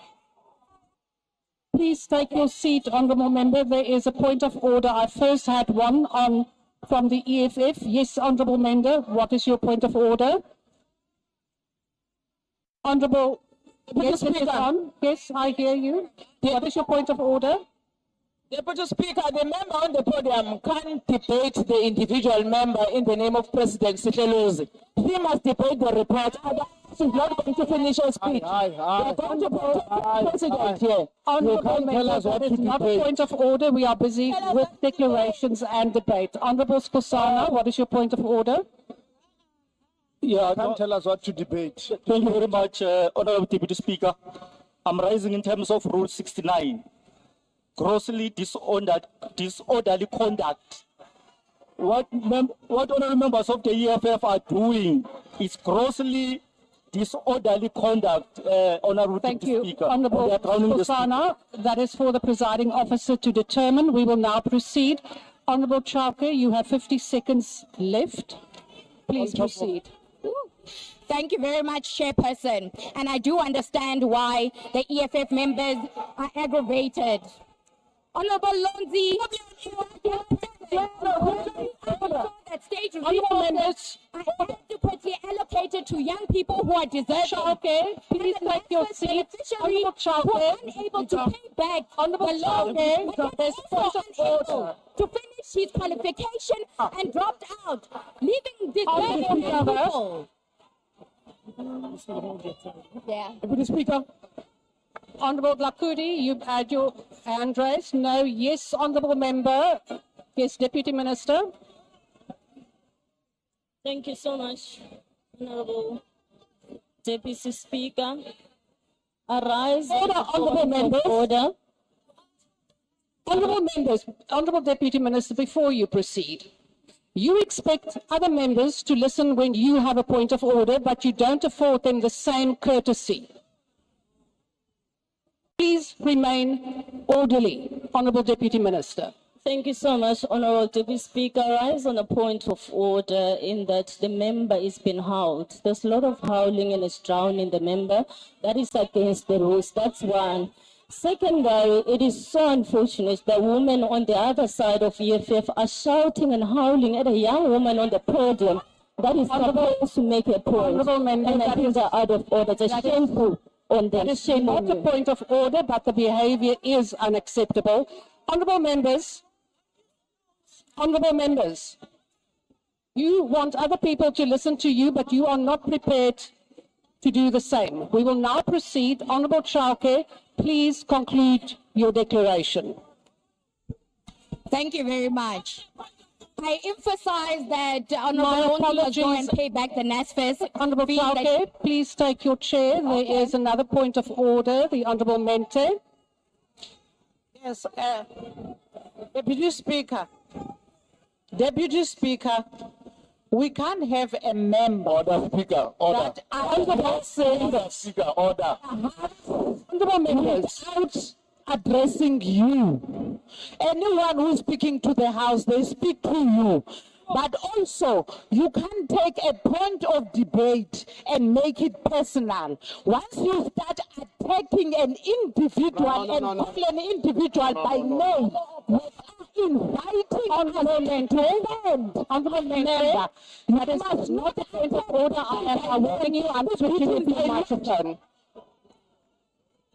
Honourable members, we will now proceed and finalise this debate. I'm not taking any more points of order. It is on the exact same issue. I have ruled, Honourable Tlangwini, I have ruled that the Honourable Speaker at the podium will now conclude. And there will not be further frivolous points of order. Honourable Chauke, please conclude. She has 2 minutes to conclude. Thank you. And I had wished that young people, we should not utilize platforms of this nature to come and berate each other, but I will withdraw, Honourable Lonzi, and respect you. Young people of South Africa, do not let cheap politics undermine you. Do not let them discourage you from putting yourself forward in leading youth development. Honourable members.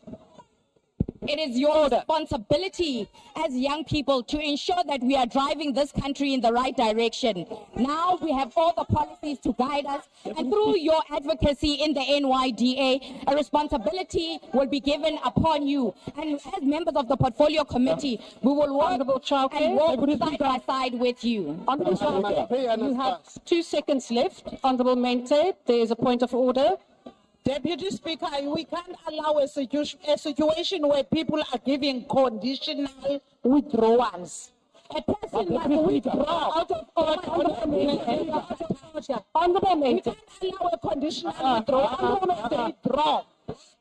I'm now Honourable members, I am now dealing with this matter. Christmas of withdrawal. Well, never withdraw.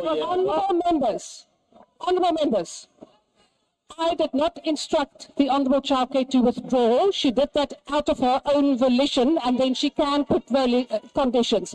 We will now proceed. Honourable Chauke, you have exactly 1 second. We must be insulted. We are going to withdraw. Deputy Speaker, as the African National Congress, please recognize me. As the African National Congress, we hereby support the report and the recommendation of these candidates. Honourable Chauke.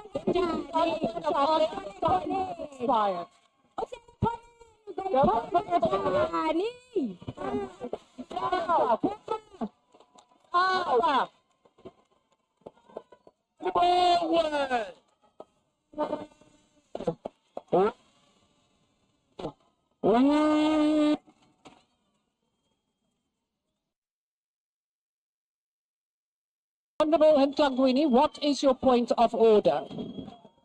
And what are you afraid of? Honourable Tlangwini, what is your point of order? I am recognizing you. Thank you, Deputy Speaker. I can't believe that all of that fight was for Swelo. They didn't even qualify and never had qualification. That is a shame. Microphone. Honourable members, we will now proceed with the rest of the proceedings. We have now had all the declarations. The question before the House is that the following list of candidates be recommended for appointment by the President to serve as board members in the National Youth Development Agency NYDA board. Deputy Speaker. Honourable members, I am not taking points of order now. This is But now you have becoming... not been seeing us, Deputy Speaker. Honourable member, this is now becoming embarrassing for the young people of this country. That Parliament is behaving in such a manner. Speaker, what must be condemned is the wild animal behavior we are experiencing from this. Honourable member, that is out of order. Please withdraw that. That is absolutely out of order. I'm not taking any further points of order. Deputy Minister, I'm not taking points of order. We will now proceed to honour this whole process, and I must say that it is shameful that Parliament is behaving in this way when young people are watching us. This is an embarrassment, but we will proceed. Now, Honourable Deputy Minister, I'm not taking a further point of order on this. I will restart. The question before the House is that the following list of candidates be recommended for appointment by the President to serve as board members of the National Youth Development Agency, the NYDA board, for a period of 3 years. Ms. Kelly Sandra Beloy, Ms. Tembisile Precious Mahua, Dr. Wiseman Mfaniseni Mbata, Mr. Bongo Sepeshishle Makanya, Mr. Sibusiso Makatini, Mr. Irfan Mangera, Dr. Sunshine Minenshle Miyende, Ms. Busisiwe Nandipa Ngumalu, and Mr. Kabisu Nicholas Nyati. Are there any objections? No objections? Agreed to. And the list of candidates will now be forwarded to the President for consideration. Order. Members, I request you to stand and wait for the presiding officer and the mace to leave the chamber. That concludes the business of the day, and the House is adjourned. Didn't make it. Zwelo has fallen. Zwelo, youth league treasure has fallen. Yes, fallen. Zwelo. Asinalo uzwelo. No zwelo. Uphelile nga. I see why Fred left the EFF.